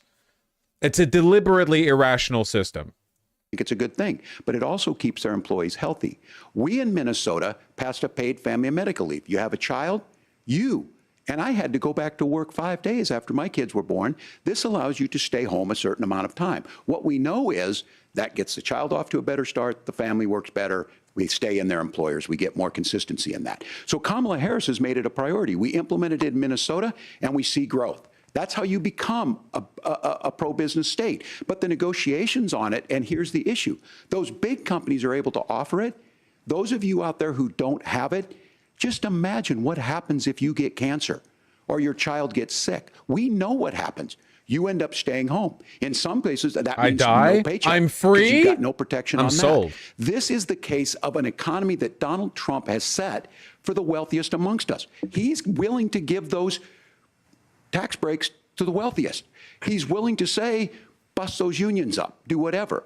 What we're saying is the economy works best when it works for all of us. And so a paid family medical leave program, and I will tell you, go to the families or go to the businesses and ask them. As far as childcare on this, you have to take it at both the supply and the demand side. You can't expect the most important people in our lives to take either our children or our parents to get paid the least amount of money. And we have to make it easier for folks to be able to get into that business and then to make sure that folks are able to pay for that. We were able to do it in Minnesota, and I'm still telling you this. We were listed as the best state. We're still in crisis on this. A federal program of paid family and medical leave and help with this will enhance our workforce, enhance our families, and make it easier to have the children that you want. Governor, your time is up. Senator, do you support a national paid leave program? And if so, for how long should employers be mandated to pay their employees while they are home taking care of their newborn? You have 2 minutes. Yeah, well, first of all, Margaret, a number of my Republican colleagues and some Democrats, too, have worked on this issue. And I think there is a bipartisan solution here because a lot of us care about this issue. I mean, look, I speak from this very personally because I'm married to a beautiful woman who is an incredible mother to our 3 beautiful kids, but is also a very, very brilliant corporate litigator. And I'm so proud of her. But being a working mom, even for somebody with all of the advantages of my wife, is extraordinarily difficult. And it's not just difficult from a policy perspective. She actually had access to paid family leave because she worked for a bigger company. But the cultural pressure on young families and especially young women, I think makes it really hard for people to choose the family model they want. A lot of young women would like to go back to work immediately. Some would like to spend a little time home with the kids. Some would like to spend longer at home with the kids. What woman would want to go back to work immediately after giving birth to a child? I'm sure there are some, but like, really? Come on. We should have a family care model that makes choice possible. And I think this is a very important substantive difference between Donald Trump and Kamala Harris's approach. I mean, look, if you look at the federal programs that we have that support paid family leave right now, the Community Development Block Grant, and there's another block grant program that spends a lot of money from the federal government. These programs only go to one kind of child care model. Let's say you'd like your church maybe to help you out with child care. Maybe you live in a rural area or an urban area and you'd like to get together with families in your neighborhood to provide child care in the way that makes the most sense. You don't get access to any of these federal monies. We want to promote choice in how we deliver family care and how we promote child care because, look, it is unacceptable. And, you know, of course, Tim and I have been on the campaign trail a lot the past 7 or 8 weeks. And one of the biggest complaints I hear from young families is people who feel like they don't have options, like they're choosing between going to work or taking care for their kids. That is an incredible burden to put on American families. We're the only country that does it. I think we could do a heck of a lot better. Senator. To be clear, he has no answer on this, and they're not going to change anything. Republicans will never, ever push for a bill mandating paid paternity leave, more time off every year, whatever. They will never do it. Thank you. You have also said, Senator Vance, many things about the American family. The Federal Reserve says parents will spend nearly as much on child care as they do on housing each month. Insane. So I want to get your thoughts on this. President Trump recently said, as much as child care... Yeah, the people who want parents to have more kids are also the people who make it impossible to have kids. No paid work leave, no maternity leave. Every diaper costs $87. Daycare costs $1 billion a second. We'll never subsidize anything. As a matter of fact, we'll let everything get ruined by like speculative investment. You know, BlackRock is going to own every daycare in the country. It's insane. Talked about as being expensive. It's relatively speaking not very expensive compared to the kinds of numbers we'll be taking in. Is President Trump committed to the $5,000 per child tax credit that you have described? You have 1 minute. Well, what President Trump said, Margaret, I just want to defend my running mate here a little bit, is that like we're going to be taking in a lot of money by penalizing companies for shipping jobs overseas and penalizing countries who employ slave laborers and then ship their products back into our country and undercut the wages of American workers. It's the heart of the Donald Trump economic plan. Cut taxes for American workers and American families. Cut taxes for businesses that are hiring and building companies in the United States of America. Editor's note, there is no plan whatsoever to cut taxes for working class American families. That's just clarifying. The Donald Trump plan, results may not look as they do on the website. The product you get might not resemble what is promoted here. Just making sure everyone knows what they actually care about. But penalize companies and countries that are shipping jobs overseas. That's the heart of the economic proposal. Love watching Tim Walz take notes. It's genuinely so charming. This additional revenue with higher economic growth, we're going to be able to provide paid family leave, child care options that are viable and workable for a lot of American families. Can you clarify how that will solve the child care shortage?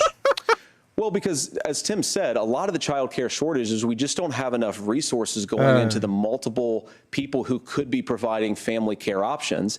And we're going to have to, unfortunately, we're going to have to spend more money. We're going to have to induce more people to want to provide child care options for American families, because the reason it's so expensive right now is because you've got way too few people providing this very essential service. Thank you, Senator. Governor Walz, your ticket also What do you mean? You mean like subsidies? What do you mean? Like, why can't you say what you mean? What do you mean, like subsidizing daycare? That would actually be like a good policy, but he can't say it because they're not going to do it, So they have to speak in vagaries, because there's no intention to do any of the stuff that he says. If he ever says anything that sounds like it might be good, he's not actually going to do it. Some child care tax credit proposals. Do you think Congress will agree to the $6,000 credit for newborns and $3,000 credit for children over the age of 6, as your campaign has promised? Is that realistic? Also, I should be clear, by the way, I really, really, really hate it when we deal with systemic problems like this by giving money to the people who need the money. I think it's much better to use the power of the government to lower prices for the thing they want to do, right? Because if you just give people money, the cost of the service or product can rise now that they know there's more money out there for them to take advantage of. Whereas if you, for example, put a mandated cap on the cost of daycare per child and then subsidize it so that those daycares can stay afloat, kablamo, you solve the issue. Like right there, you immediately, like you've effectively made it accessible to everyone. But that gets a little communisty, because that's in the range of decommodifying. So people don't like to do it because it makes Wall Street really nervous. Well, if these members of Congress are listening to anybody, I can tell you, and this is the biggest issue. Everybody listening tonight knows. I mean, I'm sure they were shocked to hear it's not that expensive. And let's be clear, whether it's $5,000 or $6,000, that pays you about 3 or 4 months. Let's be clear of where we're at on this. It's because we got out of an imbalance on this. We thought we were going to get by not paying people. I don't think Senator Vance and I are that far apart. I'm not opposed to what he's talking about on options. We've done scholarships types of things. I think we need to be open to making the case. But the issue here is, the question you asked is, you're not going to pay for it with these tariffs. That's just adding another $4,000 on the family and taking less. So not only do they not get the money to pay for that, they're $4,000 in the hole. That's Wharton School. That's his alma mater. And so I think the issue here is, if those members of Congress, I can't believe they're not. When I go to businesses, sure, they'll talk about taxes sometime, but they will lead with childcare and they will lead with housing, because we know the problem is, especially in a state like Minnesota, we need more workers because our economy's growing, but we need the workforce. Governor, thank you. We need to move on. Nora? Let's talk about the state of democracy, the top issue for Americans after the economy and inflation.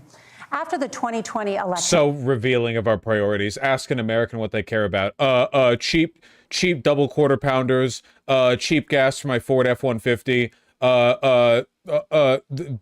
brown people, blacks, I guess maybe like the democracy. Maybe. President Trump's campaign and others filed 62 lawsuits contesting the results. Judges, including those appointed by President Trump and other Republican presidents, looked at the evidence and said there was no widespread fraud. The governors of every state in the nation, Republicans and Democrats, certified the 2020 election results and sent a legal slate of electors to Congress for January 6th. Senator Vance, you have said you would not have certified the last presidential election and would have asked the states to submit alternative electors. That has been called unconstitutional and illegal. Would you again seek to challenge this year's election results, even if every governor certifies Mr. Vance, the results? this is a gallows. We invite you to walk Laura, through first of all, I think that we're focused on the future. We need to figure out how to solve the inflation crisis caused by Kamala Harris's policies, make housing affordable, make groceries affordable, and that's what we're focused on. But I want to answer your question because you NPC did ask dialogue-free it. answer. Look, Gotcha. what President Trump has said is that there were problems in 2020, and my own belief is that we should fight about those issues, debate those issues peacefully in the public square, and that's all I've said, and that's all that Donald Trump has said. Remember, he said that on January the 6th, the protesters ought to protest peacefully. And on January the 20th, what happened? Joe Biden became the president. Donald Trump left the White House. And now, of course, unfortunately, we have all of the negative policies that have come from the Harris-Biden administration. I believe that we actually do have a threat to democracy in this country, but unfortunately... Again, I will never stop repeating this as long as it's legal for me to do so, which might not be the case if Donald Trump wins this next election. This should be like you get let out of here in handcuffs. You cannot run for the highest office in the land while openly promoting the end of its democracy. Like, I'm sorry, man. There's got to be a limit. We're paradox of tolerancing this all the way up to the peak. You know, you can't do that. You're literally just saying like, yeah, I want to do sedition, but like, you know, legislatively. Fuck you. No. It's not the threat to democracy that Kamala Harris and Tim Walz want to talk about. It is the threat of censorship. It's Americans casting aside lifelong friendships because of disagreements over politics. That's not censorship, actually, at all. That's freedom of association. That's a different thing. You're thinking of a different thing. Censorship is when the state prevents you from saying something, usually for political purposes. What you just described is like not having a friend. I know that's a big problem for conservatives. It's big technology companies silencing their fellow citizens, and it's Kamala Harris saying that rather than debate and persuade her fellow Americans, she'd like to censor people who engage in misinformation. I think that is who engage in misinformation. He's like conceding the point. He's like, she'd like to censor us just for lying. I would like to. She's a pussy, though. What are you going to do? Much bigger threat to democracy than anything that we've seen in this country in the last 4 years, in the last 40 years. Now, I'm really proud, especially given that I was raised by two lifelong blue-collar Democrats, to have the endorsement of Bobby Kennedy Jr. and Tulsi Gabbard, lifelong leaders in the Democratic coalition. And of course, they don't agree with me and Donald Trump on every issue. We don't JD Vance, listen carefully. When they ask you about your open contempt for democracy, you are going to filibuster like no one has ever filibustered before. You are just going to say anything and everything that comes to your mind. You are going to just verbal diarrhea your way to the end of the time limit of the question. And if she asks you to clarify or answer the question again, you do it again. You will never stop. Have to agree on every issue, but we're united behind a basic American First Amendment principle that we ought to debate our differences. We ought to argue about them. We ought to try to persuade our fellow Americans. Kamala Harris is engaged in censorship at an industrial scale. She did it during COVID. She's done it over a number of other issues, and that to me is a much bigger threat to democracy than what Donald Trump said when he... It sounds insane, but the reason he talked about lifelong friends no longer speaking because of politics is because genuinely one of the biggest radicalizing factors in the lives of a lot of right-wingers is the fact that they don't have friends. I've said this before, but this is the reason why whenever you hear somebody say, you shouldn't like lose friends over politics, it's always a right-winger. And the reason for that is because socially speaking, liberals and leftists are fine if their life just contains no conservatives. It's completely fine for us, genuinely. For the vast majority of liberals and leftists, if they woke up and they no longer had to interact with a conservative ever again, it would probably be a net benefit to their lives. But the miserable, wretched, hateful, the parents who never get calls from their children or the grandparents who never do, to the co-workers you have who are abrasive and rude and mean and then probably go home and day drink until they pass out on the couch, those people need you in their lives because you're the only good part of it. And if that sounds mean, it's true. If you're a Republican, you're a worse person than a Democrat. On average, flattened down, if you normalize the other factors, you are a worse person. You are, on average, and this is statistically demonstrable, more immoral and stupider. And there's no, and denying that fact is denying reality. It's all true. It's not subjective. He said that protesters should peacefully protest. So on of January course 6th. they're mad about people dropping friends over I've politics. enjoyed tonight's debate, and I think there was a lot of commonality here. And I'm sympathetic to misspeaking on things, and I think I might have with the senator. Me too, man. There's one though that this one is troubling to me, and I say that because I think we need to tell the story. Donald Trump refused to acknowledge this, and the fact is that I don't think we can be the frog in the pot and let the boiling water go up. He was very clear. I mean, he lost this election, and he said he didn't. 140 police officers were beaten at the Capitol that day, some with the American flag, several later died. And it wasn't just in there. In Minnesota, a group gathered on the state capitol grounds in St. Paul and said, we're marching to the governor's residence and there may be casualties. The only person there was my son and his dog, who was rushed out crying by state police. That issue, and Mike Pence standing there as they were chanting, hang Mike Pence. Mike Pence made the right decision. So, Senator, it was adjudicated over and over and over. I worked with kids long enough to know, and I said as a football coach, sometimes you really want to win, but the democracy is bigger than winning an election. You shake hands, and then you try and do everything you can to help the other side win. That's what was at stake here. Now, the thing I'm most concerned about is the idea that imprisoning your political opponents, already laying the groundwork for people not accepting this. And a president's words matter.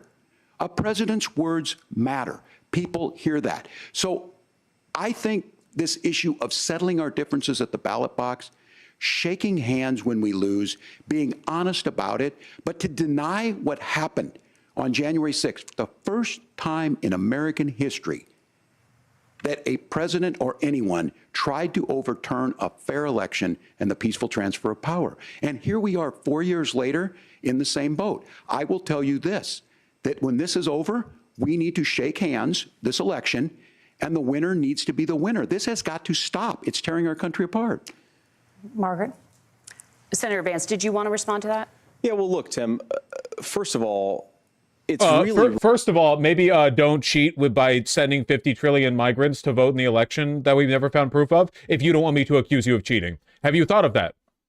Rich, for Democratic leaders to say that Donald Trump is a unique threat to democracy when he peacefully gave over power on January the 20th, as we have done for 250 years in this country. We are going to shake hands after this debate and after this election. And of course, he peacefully gave over power, you know, after the violent attempt failed. Oh, yeah, like that guy. Well, I mean, he did try to, like, kill you, but after he missed the shot, you know, he was very, very demure, very modest. I hope that we win, and I think we're going to win. But if Tim Walz is the next vice president, he'll have my prayers, he'll have my best wishes, and he'll have my help whenever he wants it. But we have to remember that for years in this country, Democrats protested the results of elections. Hillary Clinton in 2016. Incorrect. They did not lead an insurrectionary mob to the Capitol, for one, and for two, they didn't protest. Hillary Clinton accepted the results of the election right after it happened. She bitched about it, but she accepted it. She did not contest the validity of the election.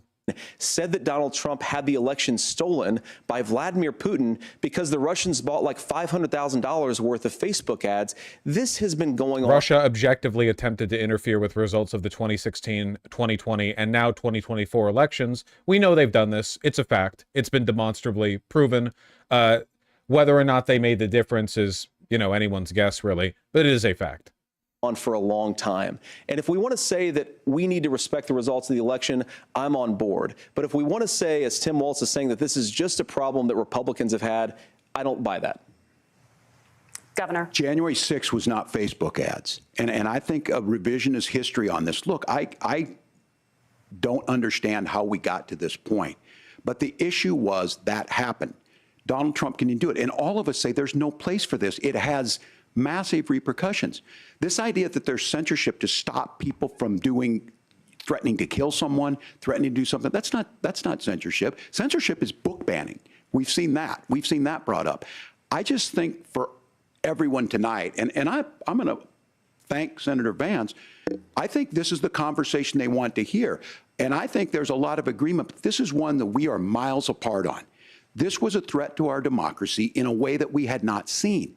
And it manifested itself because of Donald Trump's inability to say. He is still saying he didn't lose the election. I would just ask that. Did he lose the 2020 election? Tim, I'm focused on the future. Did Kamala Harris censor Americans from speaking their mind in the wake of... Again, like, led away in handcuffs. I mean it.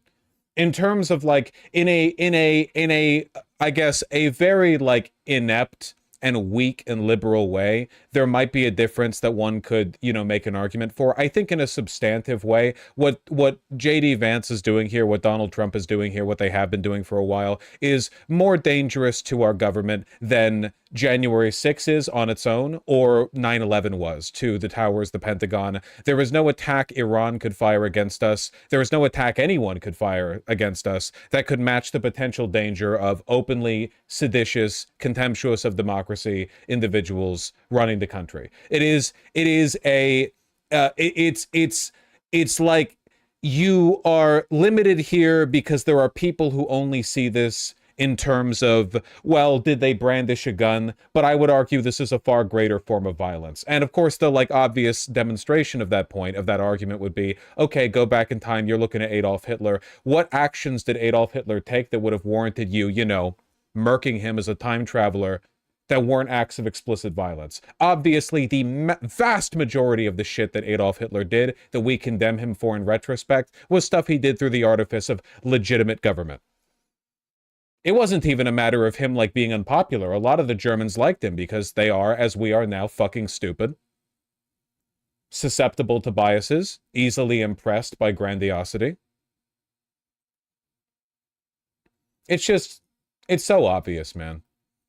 Of the 2020 COVID situation. That is a damning non-answer. It's a damning non-answer for you to not talk about censorship. Censorship. What about Facebook, Twitter? What about Twitter? Remember when the FBI asked Twitter to ban some people and Twitter did it and Trump did the exact same thing? That was just like when we do the Holocaust too. It's exactly the same. It's going to be like 2027. They're going to be building the camps for brown people. And when they get criticized by the last vestiges of liberal media, they're going to be like, oh, so you don't like authoritarianism now. But when Joe Biden was banning accounts for lying about COVID, where were you? Fuck you. Obviously, Donald Trump and I think that there were problems in 2020. We've talked about it. I'm happy to talk about it further. But you guys attack us for not believing in democracy. The most sacred right under the United States democracy is the First Amendment. Tim Walz does look like he's contemplating choking him out. There's no First Amendment right to misinformation. Kamala Harris wants to use the power of government and big tech to silence people from speaking their minds. That is a threat to democracy that will long outlive this present political moment. I would like Democrats and Republicans to both reject censorship. Let's persuade one another. Let's argue about ideas, and then let's come together. Cringe internet brain bullshit. Of course, by the way, worth reminding that Donald Trump did the exact same requests.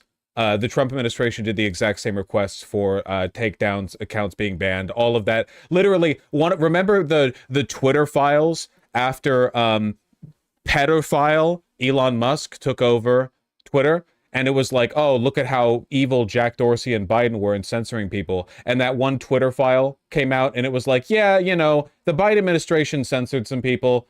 And also the Trump administration did too. In fact, Trump did it more. Okay. And then after that, the guy who wrote that Twitter file, for some reason, had a falling out with Elon Musk. You remember that? I don't remember the guy. But after that, they didn't get along as well. Afterwards. You can't yell fire in a crowded theater. That's the test. That's the Supreme Court test. Tim, fire in a crowded theater. Was it Matt you guys Taibbi? wanted to kick people off of Facebook for saying that toddlers shouldn't wear masks. Senator, the governor does have the floor. Fire in a crowded theater. That is criticizing the policies of the government, which is the right of every American. Senator, the governor does have the floor for 1 minute to respond to you. Yeah.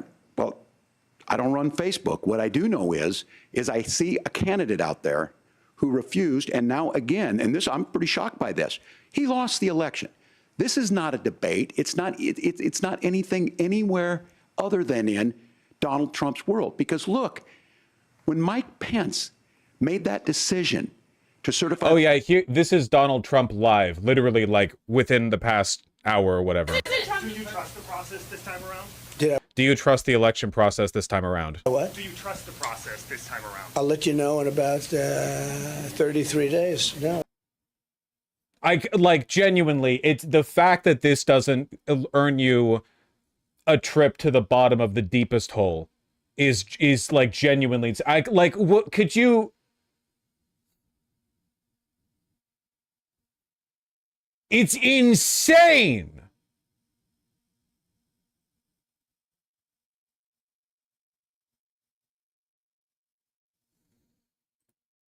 That election, that's why Mike Pence isn't on this stage. What I'm concerned about is, where is the firewall with Donald Trump? Trump wanted to remove ABC's broadcasting license after the Kamala Harris debate. Oh, God, I didn't even see this. After he lost the debate with Kamala Harris, still fuming just hours after the late-night debate, called into Fox News to blame the ABC News moderators and network, saying he doesn't want to do another debate at all. To be honest, they're a news org. They have to be licensed to do that. They ought to take their license away for the way they did that, said person who is potentially 2 months away from being the, nominated the president of the United States. Or elected president of the United States, Nice. Very nice. But remember, censorship is when people on Twitter get banned for telling you that injecting bleach into your veins will cure COVID. Where is the firewall if he knows he could do anything, including taking an election, and his vice president's not going to stand to it? That's what we're asking you, America. Will you stand up? Will you keep your oath of office, even if the president doesn't? And I think Kamala Harris would agree. She wouldn't have picked me if she didn't think I would do that, because of course that's what we would do. So America, I think you've got a really clear choice on this election of who's going to honor that democracy and who's going to honor Donald Trump. Governor, your time is up. Thank you, gentlemen. We will be right back with both of our candidates. The CBS News vice presidential debate continues. Can it stop? Can it stop? Can I be free? Can it be over? I can just catch up to live because see, that's the benefit of pausing. Closing statement. Senator Vance won the virtual coin toss and elected to go last. So Governor WALZ, you are first. You have 2 minutes. Well, thank you, Senator Vance. Thank you to CBS News. And most importantly, thank you to all of you. If you're still up and the folks who miss Dancing with Our Stars, I appreciate it. But look, the support of the democracy matters. It matters that you're here. And I'm as surprised as anybody of this coalition that Kamala Harris has built, from Bernie Sanders to Dick Cheney to Taylor Swift, and a whole bunch of folks in between there. And they don't all agree on everything, but they are truly optimistic people. They believe in a positive future of this country, and one where our politics can be better than it is. And I have to tell you, that better than it is the sense of optimism that there can be an opportunity economy that works for everyone, not just to get by, but to get ahead. And the idea that freedom really means something. Not the freedom of government to be in your bedroom or exam room, but the freedom for you to make choices about yourself. Now, look, we all know who Donald Trump is. He's told us, and as Maya Angelou said, believe him when he told you that. His first inaugural address talked about American carnage, and then he spent 4 years trying to maybe do that. Senator Vance tonight made it clear he will stand with Donald Trump's agenda. He will continue to push down that road. Excuse me. Kamala Harris gives us a different option. Now, I'll have to tell you, I'm going to be careful about the quotes, but there's one that Senator Vance said that does resonate with me. He said, Donald Trump makes the people I care about afraid. A lot of America feels that way. We don't need to be afraid. Franklin Roosevelt was right. All we have to fear is fear itself. Kamala Harris is bringing us a new way forward. I'm very educated. She's bringing us a politics of joy. She's bringing real solutions for the middle class, and she's centering you at the heart of that. All the while asking everyone, join this movement, make your voices heard. Let's look for a new day where everybody gets that opportunity and everybody gets a chance to thrive. I humbly ask for your vote on November 5th for Kamala Harris. Governor WALZ, thank you. Governor WALZ is going to list the age of consent in all 50 states to the tune of that one Animaniacs song. Vance, your closing statement. Well, I want to thank Governor Walz, you folks at CBS, and of course the American people for tuning in this evening. And did I say Governor Walz? Talk about was energy. And I remember when I was being raised by my grandmother, JD Vance would do when that. she didn't have enough money to turn on the heat some nights because Ohio gets pretty cold at night, and because money was often very tight. And I believe, as a person who wants to be your next vice president, that we are a rich and prosperous enough country where every American, whether they're rich or poor, ought to be able to turn on their heat in the middle of a cold winter night. That's gotten more difficult thanks to Kamala Harris's energy policies. I believe that whether you're rich or poor, you ought to be able to afford a nice meal for your family. That's gotten harder because of Kamala Harris's policies. I believe that whether you're rich or poor, you ought to be able to afford to buy a house. You ought to be able to live in safe neighborhoods. You ought to not have your communities flooded with fentanyl. And that too has gotten harder with because of Kamala Harris's policies.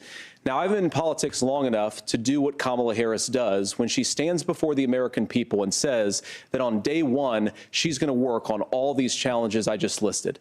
She's been the vice president for 3.5 years. Day one was 1,400 days ago, and her policies have made these problems worse. That is not the job of the VP. I keep having to say this, but I just want to make sure everyone watching know the president and the vice presidents are actually different jobs.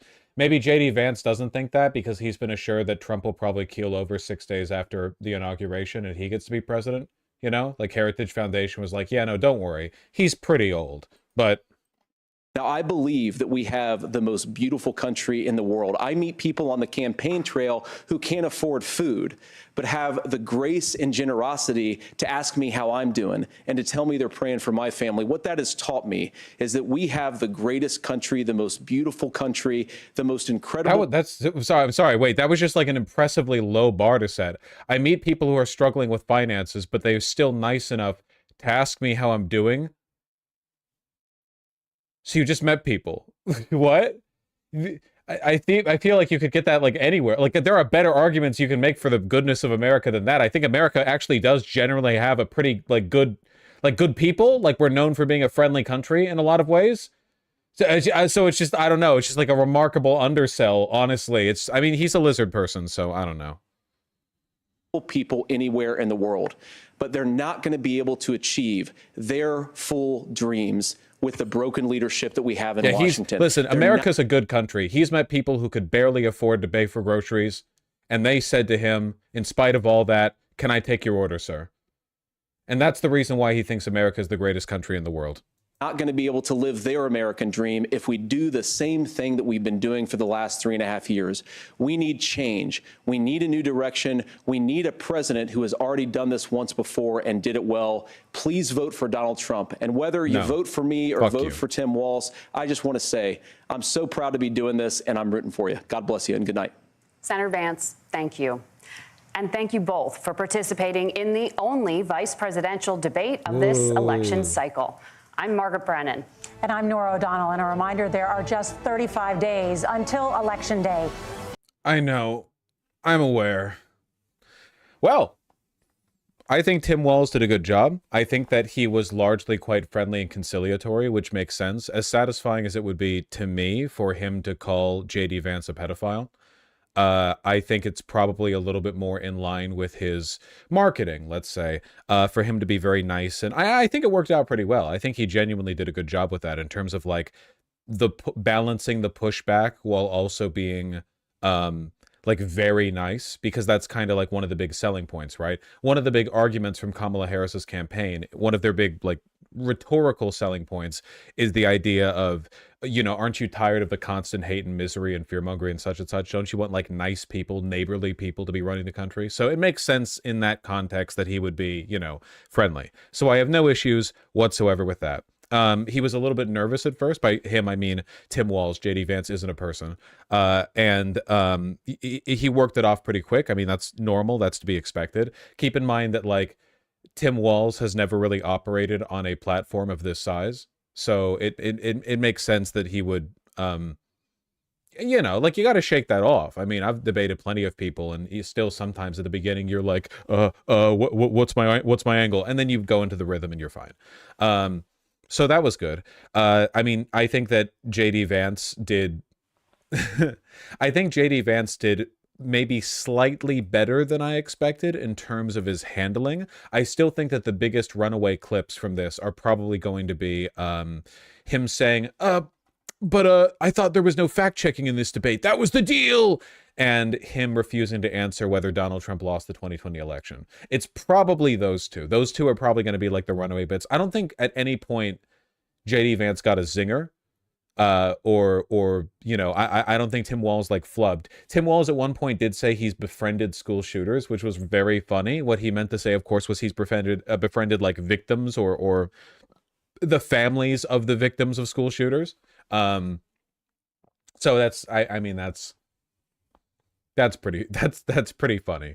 I enjoyed that. I also do like the fact that Tim Walz at multiple points there dove in with what I'd consider to be relatively radical positions on housing and healthcare. It seemed like he was leaning in pretty hard towards the logic of the single-payer system, where it's like, okay, having a public option is great in concept, but in practice what that means is that the corporations are going to structure their insurance policies to ensure they're only going to be insuring people who are like, you know, 28 years old, 11% body fat. They go on a run for 20 minutes every morning at 6 a.m. You know, and which means the government is going to get stuck with people like me, and that's going to cost the government a lot of money and make insurance companies a lot of money, which is fucked up and wrong and a bad and inefficient system. So single payer makes more sense there. And he specifically called out, you know, companies like BlackRock that treat housing like a commodity to speculate on, which is the main reason housing prices are really being driven up, you know? Like, ask yourself, when you go to your local downtown commercial area and you see the dozens and dozens and dozens of shops that you grew up visiting that have now been shuttered, places that are just plain closed, and a lot of them have been closed for years now. I mean, you go there and it's like a graveyard. Why? Think about it. Somebody owns that land. Somebody's paying property tax on that land. Why are they not renting to anyone there? Like, think about it, really. Why is it in your local downtown area, why are there so many empty buildings taking up space, not generating any revenue, any income, not paying taxes, not paying rent, not paying... Why? You know why? Because gigantic multi-billion-dollar companies, sometimes domestic, sometimes foreign, buy up that land and they hold it because the more scarce land is, the more they can piecemeal sell it off at, you know? Or they're waiting for a big buy. If land gets scarce enough, then eventually some other company might be like, oh, you know, you bought all this land in downtown that you've been squatting on for like $2 million or whatever. Now you're going to sell it off for $200 million. They're hoping for that big payday.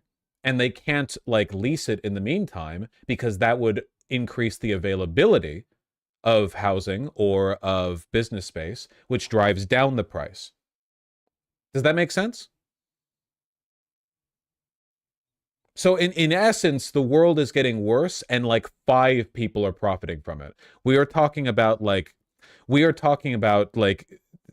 margins of profit that are being experienced only by an obscenely small number of people. And everything is getting worse because of it. So I'm glad that Walz brought that up. Altogether, I think it was a pretty good debate. For the most part, people don't pay as much attention to VP debates, though this, I think, is a relatively high-profile VP debate. You know, this is definitely not like a, you know, people care more with this one, I would say.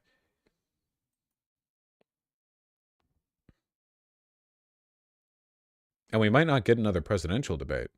So this is what it's like watching Vosh cope. Okay, Croker23, you want attention. That's fine. I'm willing to give it to you. Holy shit, Walz is throwing this shit. I'm afraid Trump's going to win after this performance. Walz looking cooked. I'm sorry, it's true. Yeah. Vosh, does it make you angry that Walz is totally deferential to Vance? Croker23, a reference, I assume, to the year you were born. I know that, like, maybe this wasn't, I don't know, this wasn't enough to like hold your interest or your attention, and you have to create narratives to stave off the boredom. Please don't do that at the expense of my brain cells or others. I'm looking at a chat message from them yesterday. If we take the Durkheimian concept of religion, how is it even useful? It describes every ideology explicitly, religious or otherwise ever. What society does not fall within its bound? This MF doesn't even understand the Durkheimian model of religiosity. I'm sorry. I thought this individual, maybe they had something going on up here. Man can't even read his Durkheim. It's not even... Get out of my chat.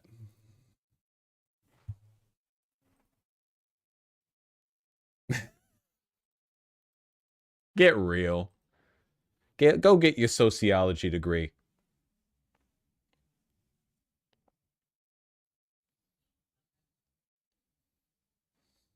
Wax Newman, you want to join him?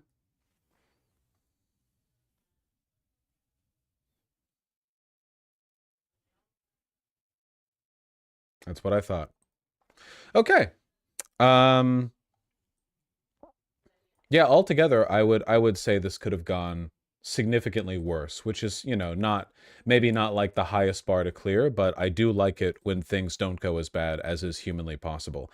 This is probably going to be the last debate we see because it's unlikely Trump will concede and do another debate with Kamala Harris after how hard he got stomped the first time. So that might genuinely be it. It's literally just now, and now we're on a, 35-day death march until it's time.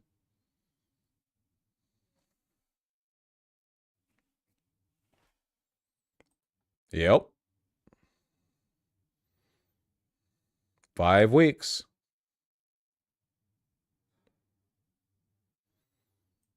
It's not good.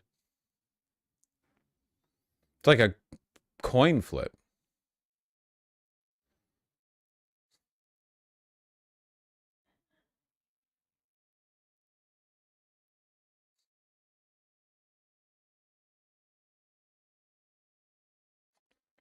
Vosh, I'm kind of surprised how optimistic you are after the debate.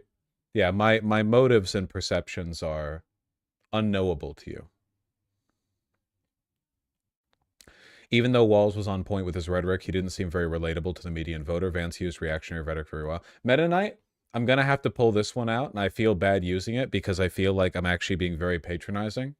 What you need to do is you need to brew yourself a fresh cup of joe, and you need to go sit on the porch and look out at the sky. Okay? You need to take a sec. All right? Wait, what time is it? I can have coffee whenever I want because I have ADHD. Decaf for you. Maybe you also have ADHD. You are in my chat. You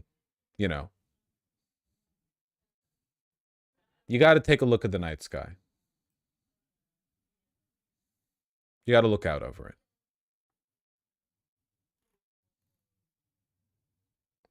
I have autism. Does that count? Yeah, sure.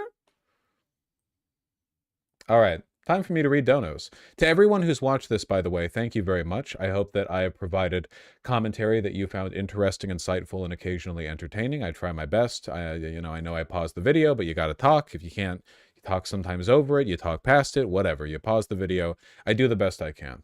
If you're watching right now and you are not subscribed, I would humbly ask that you do so because it would make me happy. And I think we can both agree. Like that's a moral win right there. Making me happy. So give it a go if you can. Give it a shot. Give it a try. No harm, no foul, right? You get me. Just realize that I've had the very top of my polls obscured in my webcam view for years. I just looked when a poll happened and I realized the top of it was obscured, so I just pulled down the element and it worked. So I'm very smart. Wonderful. Oh, I also saw this, by the way. This is maybe a reactionary opinion of mine, so I apologize for that. But I still have to say it, I still have to say it. And it's okay. I'm overwhelmingly pro-bicycle. But why is it that every time I see a bicycle accident or collision or some fuck up, like literally every single time, and it's always someone right behind them as a camera or whatever, so it's like, I don't know if they're fishing for clips or what. Why is it that bicyclists never stop? You literally never stop. You have to stop sometimes. You literally never, they will continue going forward at the same speed and die doing it. Like, you have to stop. I know it takes more effort to move. That's tough. Or to get moving again. Look at this. So this car, like, pulls to the left, which, honestly, I think is fine. I think that was fine, right? If the bicyclist was a car, isn't it? Oh, mute that there, so it doesn't do the thing. It's a merge, you know? If the bicyclist was a car, this would be fine, so it's fine. But the bicyclist coasts, stays right here, like fucking right here on the corner, even as this one in the lane to the right turns left. So obviously this car is going to have to stop. And then the bicyclist hits the car and gets mad at the driver. What's wrong with you? Cyclist is absolutely. Why are cyclists like allergic to slowing or stopping? Like 99% of the time, I fully support the cyclist, but it's like, it seems to me you're like fishing for it. I don't know. It's crazy.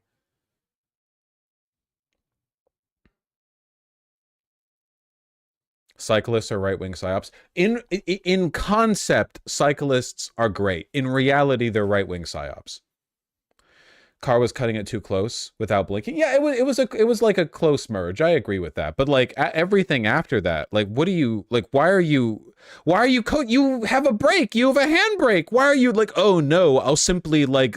What are you planning on doing here? What are you trying to like go to the left of the car? What are you doing? What's the plan here? Like, okay, you see the vehicle merge, and then you're like, I guess I'll just like, I guess this is my lane now, like the space right next to it.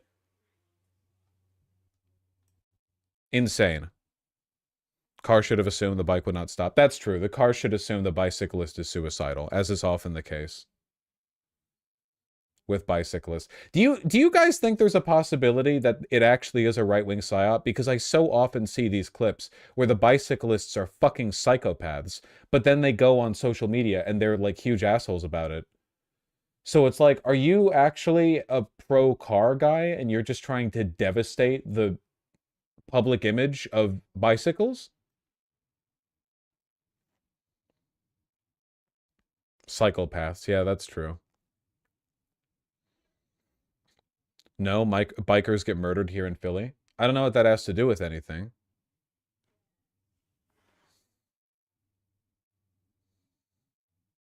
Like, yeah, it's bad. I'm pro cycling. I don't know what that has to do with like this though. The car objectively should have signaled. I agree, but I'm talking about what happened afterwards. Like cars change lanes without signaling pretty often. I'm not saying it's good. I'm just saying like it happens. And the response to that should not be, what if I was insane? You know?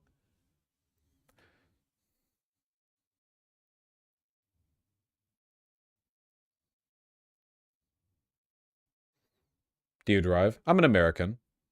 So, yeah, of course.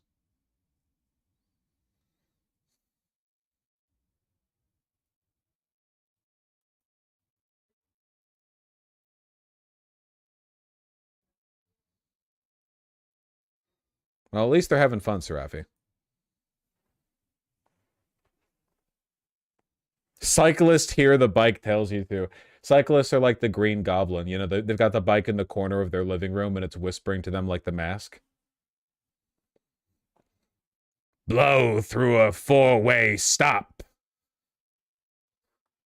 You don't need to stop. You're not a pedestrian or a car. You're something more.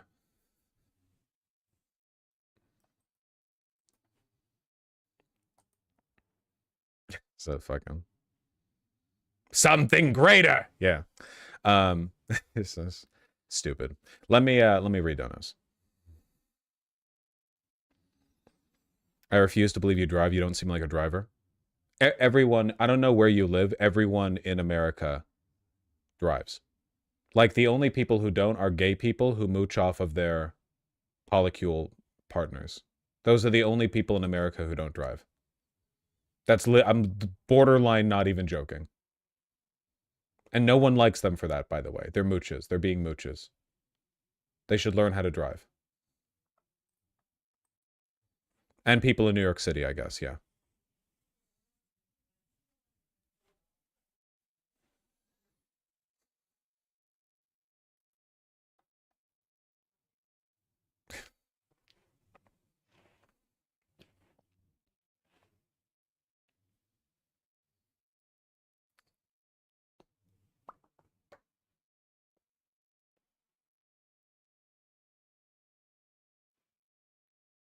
Oh, right, donos. Sake, thank you for the 5 tier 1 subs. Eden's Not an Egg, thank you for the tier 1 subs. Thank you for buying a sub for the Politics Man. Theater Creature, Verona, and Bale Win. Thank you for the tier 1 subs all. I really, really appreciate that. Renio Wu, I actually think your gloves are pretty pog. I like them. Hitting the Shitty 04. Thank you for the $5. Hey, V, been phone banking for Progressive Victory from 9 to 11 p.m. all the way over here in Switzerland the past 2 weeks. Nice. And just got charged 200 in overseas phone call bills, Lamau. Doesn't Progressive Victory give you instruction on out-of-country phone banking because you don't use your regular phone number? You use like a dial-in through the system? I'm pretty sure I remember Cam specifically mentioning that when they were on. Did you listen to that part? Well, good luck.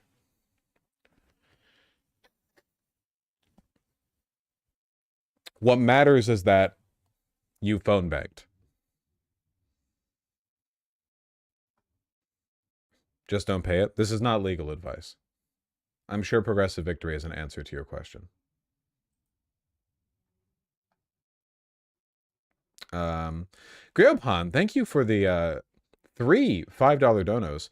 Some chatter said 17-year-old Nazis on Twitter were straight edge. They are not. It is a punk movement that's stressed. In order to rebel, you need stressed self-control to effectively rebel, and they violently expelled Nazis. I mean, I just mostly think of straight edge as like an, I don't know, 2010-ish high school thing. I don't know anything about like the greater origins of the movement. I'm not actually straight edge. I drink. You know, I just like saying it because it's fun. Tova, thank you for the $5. Just wanted to share some joy. I finally switched from a terrible HRT endo to a really good one. I'm so happy. Nice. By the way, the name is 2 syllables. Tova. I think I said Tova on first try. Abby the Fox, thank you for the $5. Handsome boyo. Ooh. Meep. What a fluffy baby. Jack the Wop, thank you for the tier 1 sub. Get ready for Autistic Autumn. I'm always ready for Autistic Autumn. Olympians for the $5. Yeah, but do they have sizes for men whose waist is 60 plus inches? Probably not, no. I imagine that once your waist gets around that large, you either have to go to like very specialty clothing outfitters, or you need to like wear the quadruple XL of the stretchiest shirts they make. Red Cactus, thank you for the tier 2 sub. Really appreciate that. Newberry, thank you for the tier 3 sub. Oops, looks like I forgot to renew my sub. Here, let's up it to a tier 3. Thank you. Thanks for banning Benjamin permanently for 2 weeks. Oh yeah, well, as soon as once the first week ends, you know, then we go round for the next. You know, we're keeping it going. Elenita Express, thank you for the $5. JD Vance is Patrick Bateman minus the charisma. And like good looks, you know? Patrick Bateman was a handsome boy. Just saying. Jiris Mocterit, thank you for the incredibly kind $50. I really appreciate that. Just got a 25% raise today and wanted to share it with one of my favorite humans. Parasocial, but I'll take it. Thank you. Petition to start calling Trump illegal. He's got more crimes after all. I still want to know how the fuck he voted. He voted like he did early voting in Florida. In Florida, felons can't vote. He's literally a convicted felon. I want the skinny on that. You know, that's what I want. Thank you very, very much. Sex Ed Dropout and Justice Waters, thank you for the tier 1 subs both. I really appreciate that. Sex Ed Dropout, I'm happy to hear you're enjoying the politics and the men's fashion. It's very kind of you to reaffirm the perceived value of those things. Pretzemilia, thank you for the tier 3 sub. Really appreciate that. Sake, thanks for the 5 tier 1 subs. Keeps abusing trust. Why do they not trust us more? Well, in a way, like you can trust the Republicans because they're so overtly awful. you kind of predict what they're going to do ahead of time. I mean, if you're even a little bit politically savvy, right? Florida follows the rules of the state the conviction happened in. Oh, I didn't know that. Okay, gotcha. Tane, thanks the tier 1 sub. Sloths and such, thank you for the $10. Think you'd like looking at Pat Riley's menswear? It highlights 70s, 80s tailoring, was the inspo for the Wall Street movie. Is that so?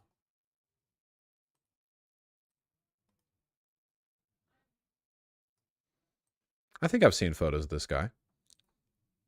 Oh, yeah, 100%. This guy was drippy as all hell. Look at that, folks.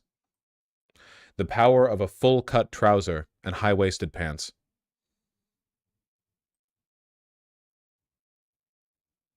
Looking good.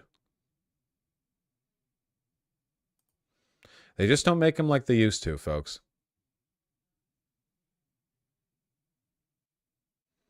God, he's hot. He is hot in like the evil 1980s businessman kind of way, but he's selling it to the degree that it almost looks like a cartoon or cosplay, you know?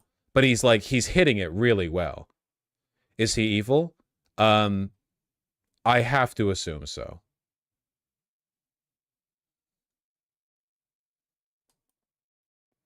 Notice the full range of motion despite using non-stretch fabric. That's what good tailoring does. I agree. We got to get through this. We got to get through this. It's the deterioration. It's beginning, or perhaps ending. Queenie B, thank you for the $10. Thank you, Brave Warrior Vosh, for covering the VP debate. Brace yourself for the week ahead as the right melts down over it being moderated by two women. I mean, they are always going to complain about biased moderation in any moderation that doesn't just like perma-mute the other person. There's no way around it. Arcanon and Frogwedge, thanks to tier 1 subs. I watched the gubernatorial debate between Reichert and Ferguson. Reichert apparently suggested putting homeless people on an old prison island. Super unserious. Well, the real position is probably to kill them, you know. Supermarket Zombies and Malarem1, thank you for the $5 both. Stormlight Archive Book 1 is free on YouTube. Give it a listen while playing a chill video game. The pacing is perfect to keep attention. I have no idea what Stormlight Archive Book 1 is. But yeah, I might want to give audiobooks a try. I mean, ultimately, like, the issue here is that the book I want to read is House of Leaves, and you can't have an audiobook of House of Leaves for reasons that are evident if you open up House of Leaves. I mean,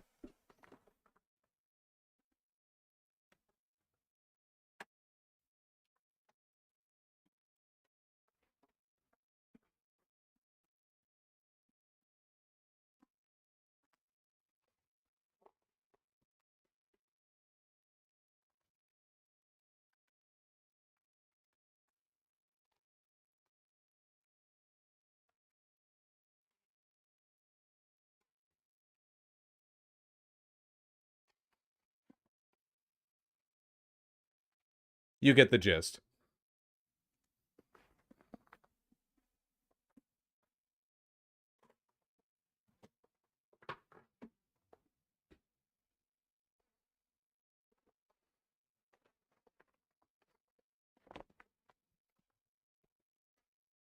Slightly non-standard formatting. Just have audio distortion. I suppose that's a way of doing it. As a teacher on reading, you can exercise your reading ability much like your stamina in exercise or boofing. Try lighter reading before House of Leaves. Yeah, it's not the easiest book to get into, I suppose. I mean, honestly, it's just an attention span thing, you know?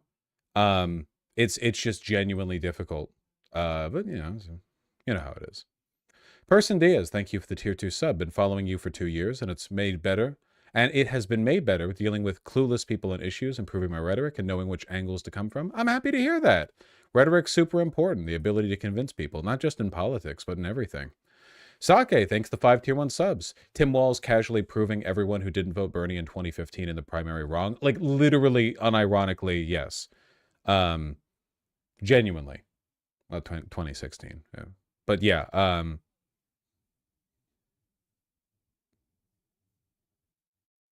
God, I miss him. Those were easier days. The second option, Thank you for the $15. Hey, Vosh, just finished the little pin thingy. Kept my Zoomer ADHD brain busy during the debate. Thank you for the commentary. Hey, no kidding. That's super cute. That's me.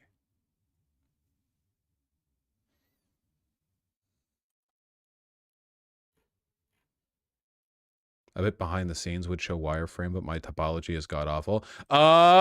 Somebody's topology is off.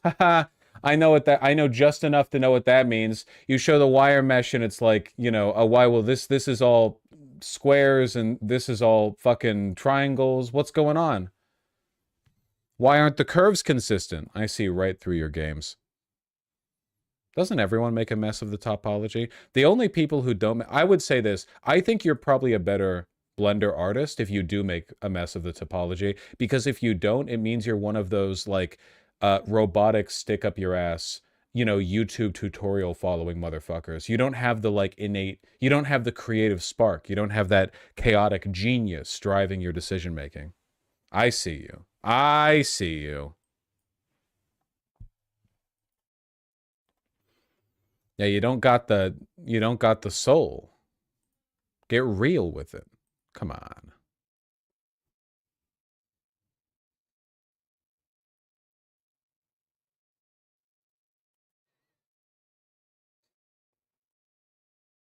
Yeah, 100%. See, there you go. They agree.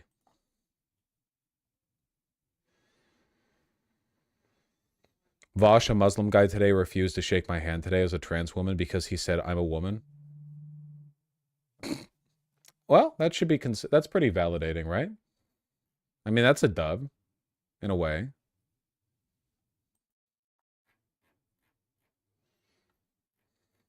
Oh, fuck, I got a lot of super chats that I have to read. Live streamers, when people give them money for free. Ugh, got so much work to get through. The live streamers, when it's time for the part of their job that amounts to them thanking people at a wedding for the gifts they've given them. Ugh, I hate this part. It's fucked up. Adam Halperin, thank you so much for the $120 donation. This is the beginning of the earlier stream. Thank you for the $120 through Super Chat. When is Israel going to respond and how bad will it be? I can't read the future. World War III or nothing ever happens? Well, World War III isn't going to happen from the Middle East because the only power down there with nuclear weapons is Israel. And the only way they'd use them is if they were, you know, sort of existentially threatened. And that's not going to happen in the immediate future since I'm not president. So I wouldn't worry too much about that. I feel like there needs to be a middle ground between nothing ever happens and the world ending, right? Because if that's the case, you kind of you're not giving yourself much room to witness things happening outside the, like, extreme event where you're not even around to say, oh, I guess something happened because you died in a nuke, right? Andrew Leisure, thank you for the $5. Jack Turner, thank you for the $50. He simply says, thanks, Vosh. Thank you. I really appreciate that. Bastian Kass, thank you for the 4,000 cops. I'm sure that's a currency. Have some dirty Colombian Coke pesos. There we go, Colombian pesos. Thank you, thank you.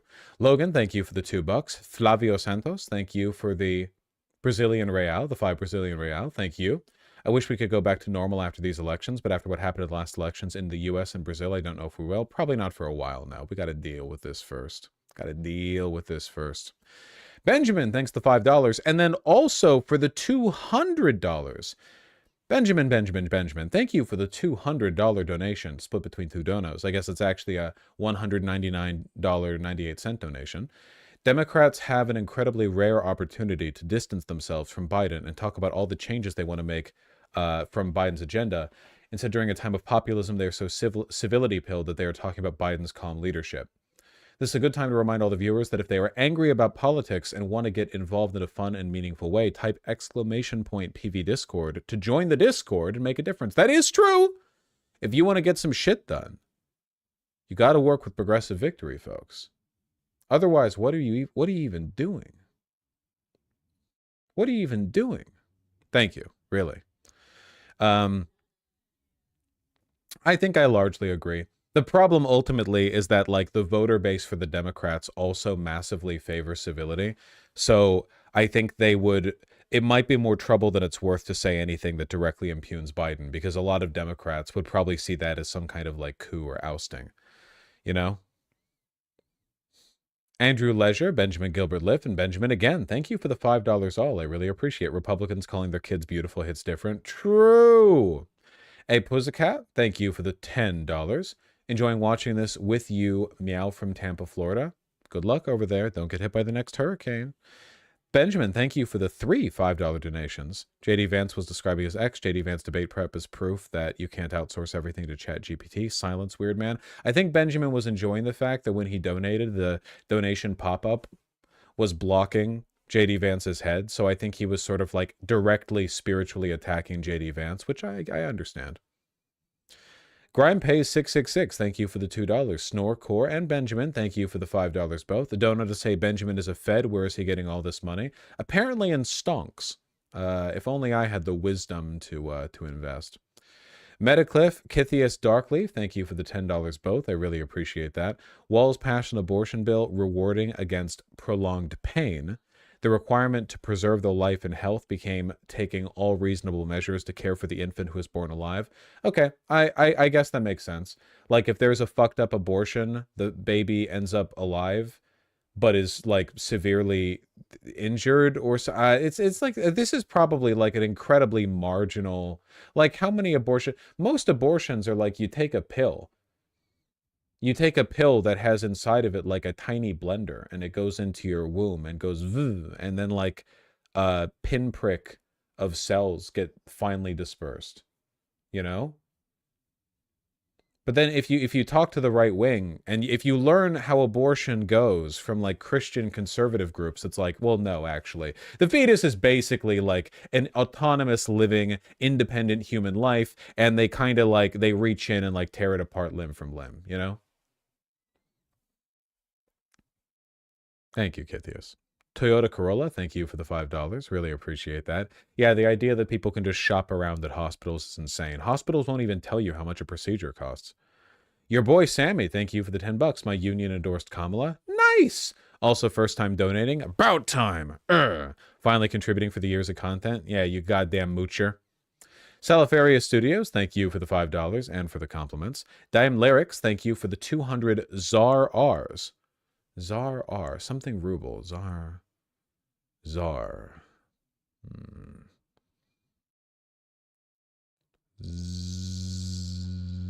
Czar. Fine, I'll Google it.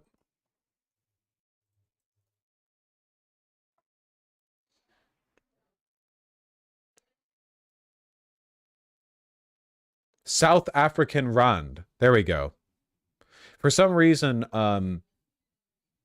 Google, I looked up ZAR R currency, and it says 1 South African rand equals 0.31 Brazilian real. It's translating it into Brazilian real to me. That's interesting. I don't know why it's doing that.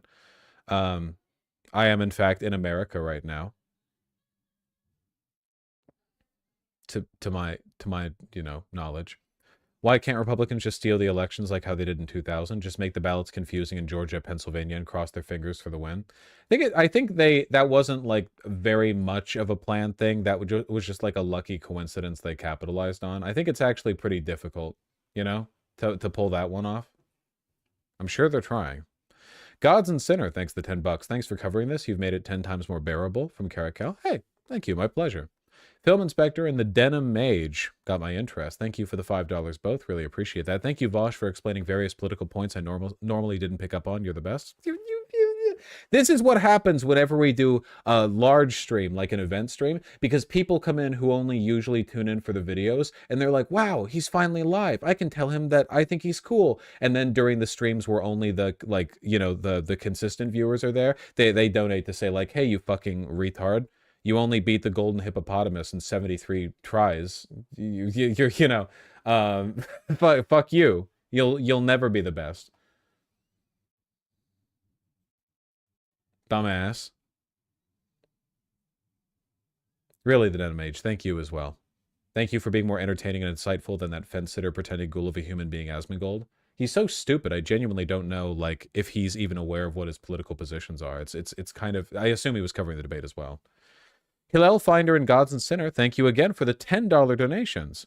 So anyway, I was talking to PV Sam today. He called you possibly the thickest, most correct, most nicely dressed man to ever exist. And he also set me up with some great canvassing opportunities. You know, progressive victory is on the mark if they're willing to tell it honest, the way the people, you know, want to hear it, which is that I got something of a fat ass. I really don't. I need to work out. I used to have a huge ass. Unfortunately, I'm lazy, so I'm not working out properly anymore. I still got wide hips, though. Still do. I appreciate your compliment, you know? Needs to do Pilates. Is it Pilates or Pilates? I don't actually know which one it is. Pilates? I feel like it should be Pilates. Oh, you got to go through? Very well, my love. One moment. We're over here, dipshits. We're over here in the streaming soon. Get out of here. I was gonna crawl, but then I remembered that Yeah. this, is pretty. Yeah. Oh yeah, no. Yeah, it's exposed. Late. I really need a version of this screen that says "Be right back" or something like that, rather than streaming soon. I'm just gonna keep reading donos. Sadly, failed my driver test and haven't been able to retake in 6 to 8 years. Would really help with where I live now. Oh, I'm sorry, God's sinner. That really does suck. Haven't been able to retake your driving test. Is that like a cost thing or a proximity thing or something? That makes sense, Tempest. Maybe make it a little bit visually distinct so it's not just the text. I would have to think on it, have some opinions on it. That's unfortunate. I mean, look, I'm not a car guy or anything. It's just in America, most places, you know, you need a car to get around. It's not good. And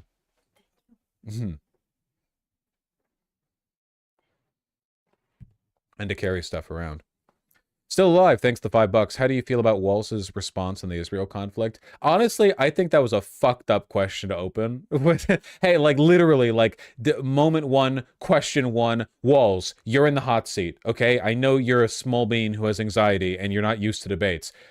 Fucking a giant attack on Israel just happened like 6 hours ago. How do you feel about it? Do you support us doing a preemptive strike? Like what? Like I put me in that hot seat. I feel like I'd be flubbing. Yeah, I like what? Because you can't. Fuck, nuke Iran. Yeah, exactly. Ryan said he already made you one. Really? Oh, I might have just forgot it. It got lost in the annals of time. I should use that. It's already been made. Ryan, if you make stuff for me and I forget, you can. I'm just a straight up dumbass.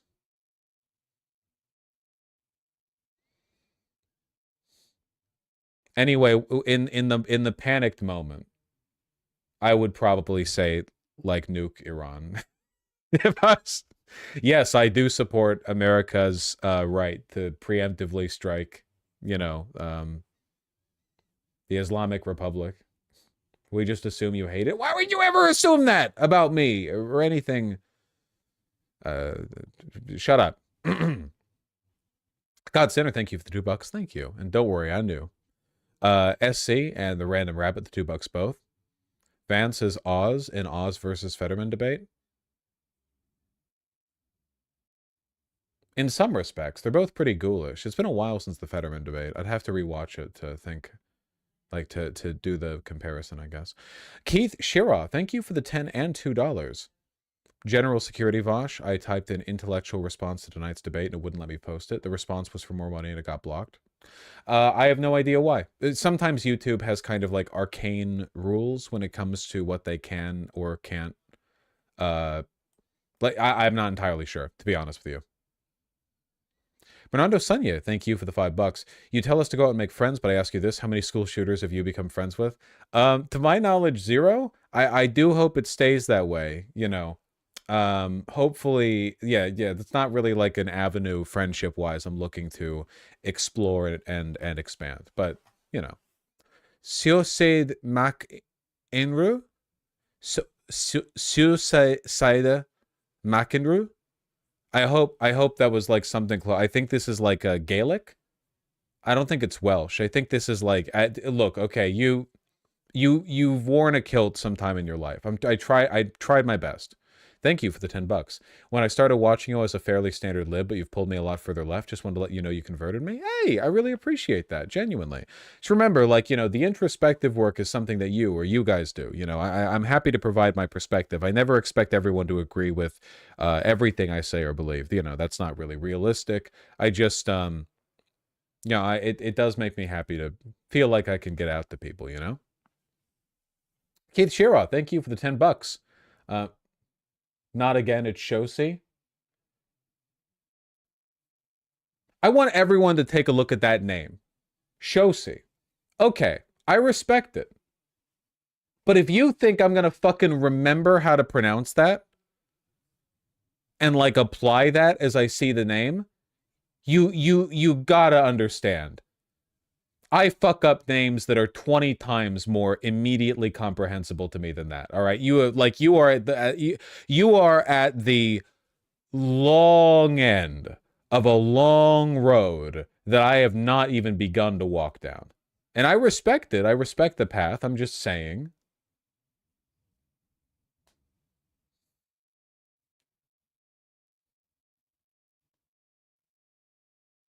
This happened last time. It's gonna happen next time. It's gonna. I'm trying to do it like respectfully, you know. I'm like trying to pronounce it. You know what's fucked up about being a white boy in today's America? You can't even you can't even fucking try.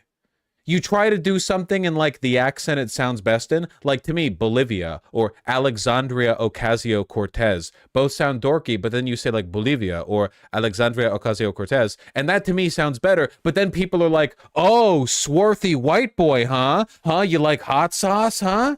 Huh? Oh, you like dancing, white boy? Dance for me, white boy." Like that's what you're like. It's fucked up. You can't win. There's just no winning. That's what life is like in parkour civilization. In parkour civilization, nobody correctly does the one block vertical jump to correctly pronounce a Gaelic name. Keith Shiraw, thank you for the 10 bucks. We need more good responses for economic cause and effect in common public discourse. It's right now in the current like environment. Gotcha, Tempest. In the current environment, it's not going to happen. We're like so far away from that, you know. Like genuinely. That's the reason why the Democrats are calling Donald Trump's tariffs a sales tax, because they like the average American would hear tariff and they would say like, what kind of chip brand is that? It's not. Prairie Fire, thank you for the 2 bucks. Have a good night. Snorcore with the $5. F you, Vosh. Insincerely from a regular stream enjoyer. Also can't say the F word in YouTube super chats. Literally 1984. Yeah. Gotta bring the limit down.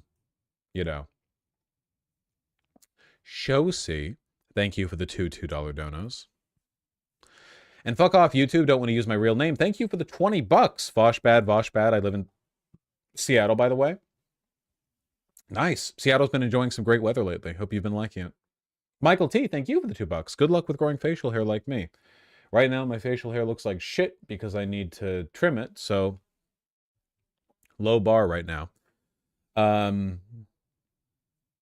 It's starting to get colder. Good. Means I can, like, wear a coat. I've got a nice wool coat.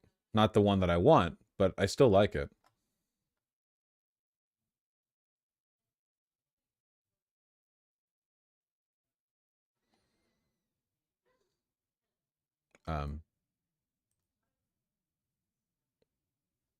What was I doing?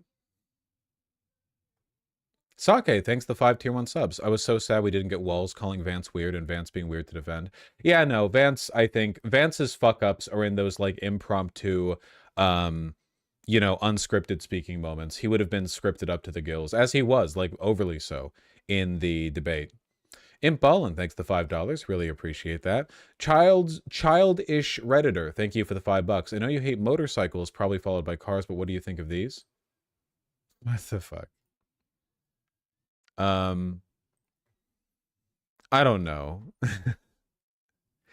I guess my thought, if you're using something like this, is that you're ready for death. So if I hit you with my car, I wouldn't feel bad. Because to me, you're kind of like, you're like a warrior looking for an honorable death on the road, on the Fury Road, you know? Like, in a way, if I hit you, it would almost be like you're going to, you know, Karhalla or whatever.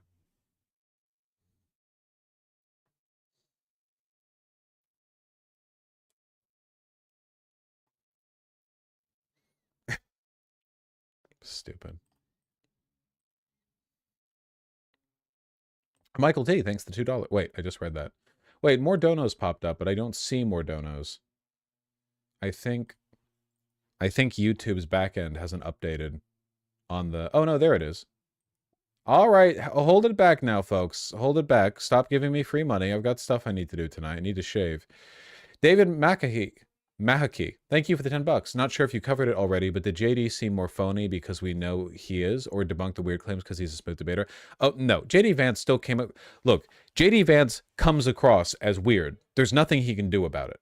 It's not like a specific behavioral thing. He is from top to bottom a lizard person. That isn't changing. I don't think anything got debunked, really. He handled himself well enough during the debate, which I expected. You know, I didn't expect him to be like stammering and flubbing through it because he would have prepared pretty rigorously, I imagine. Hello, Finder, thanks to $5. The woke left won't even let poor white boys say things worse anymore. Ugh, whatever. That's mean, the $5. With Israel attacking Lebanon, can Harris win? There's a chance. I don't think this improves the odds, though. All right, lads. Tomorrow, I will be streaming. Kowalski from Nebraska, thank you for the $5. If Trump wins, farmers globally will be at our weakest. We'll still fight the climate crisis condition all might. We'll lose, I'm sorry. Yeah. Farmers, anti-climate change. I know. Matt Evoda, thank you for the $5. Just missed the debate. How are we feeling about WALZ's performance? I think he did quite well, and I think there were some standout moments. Okay, I have to go. I will be streaming tomorrow. I love you all very, very much. Thank you. I appreciate it. I hope you all take care of yourselves. Have a wonderful evening. You know, sometimes you're the skibbity, sometimes you're the toilet. Gino Santiago, thank you for the $5. I really appreciate it. It was very much my pleasure. I am going to send you guys over to Shark because it's been a little while and I see that he's currently live. Please take care. Drink some water, you know, take care of yourself. I love you all very much. And yeah, check out this cool shirt.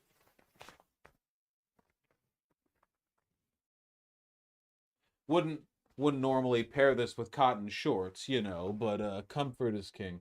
Okay, get on out of here. Buck Mason, I assume? No, this is Imogene and Willie.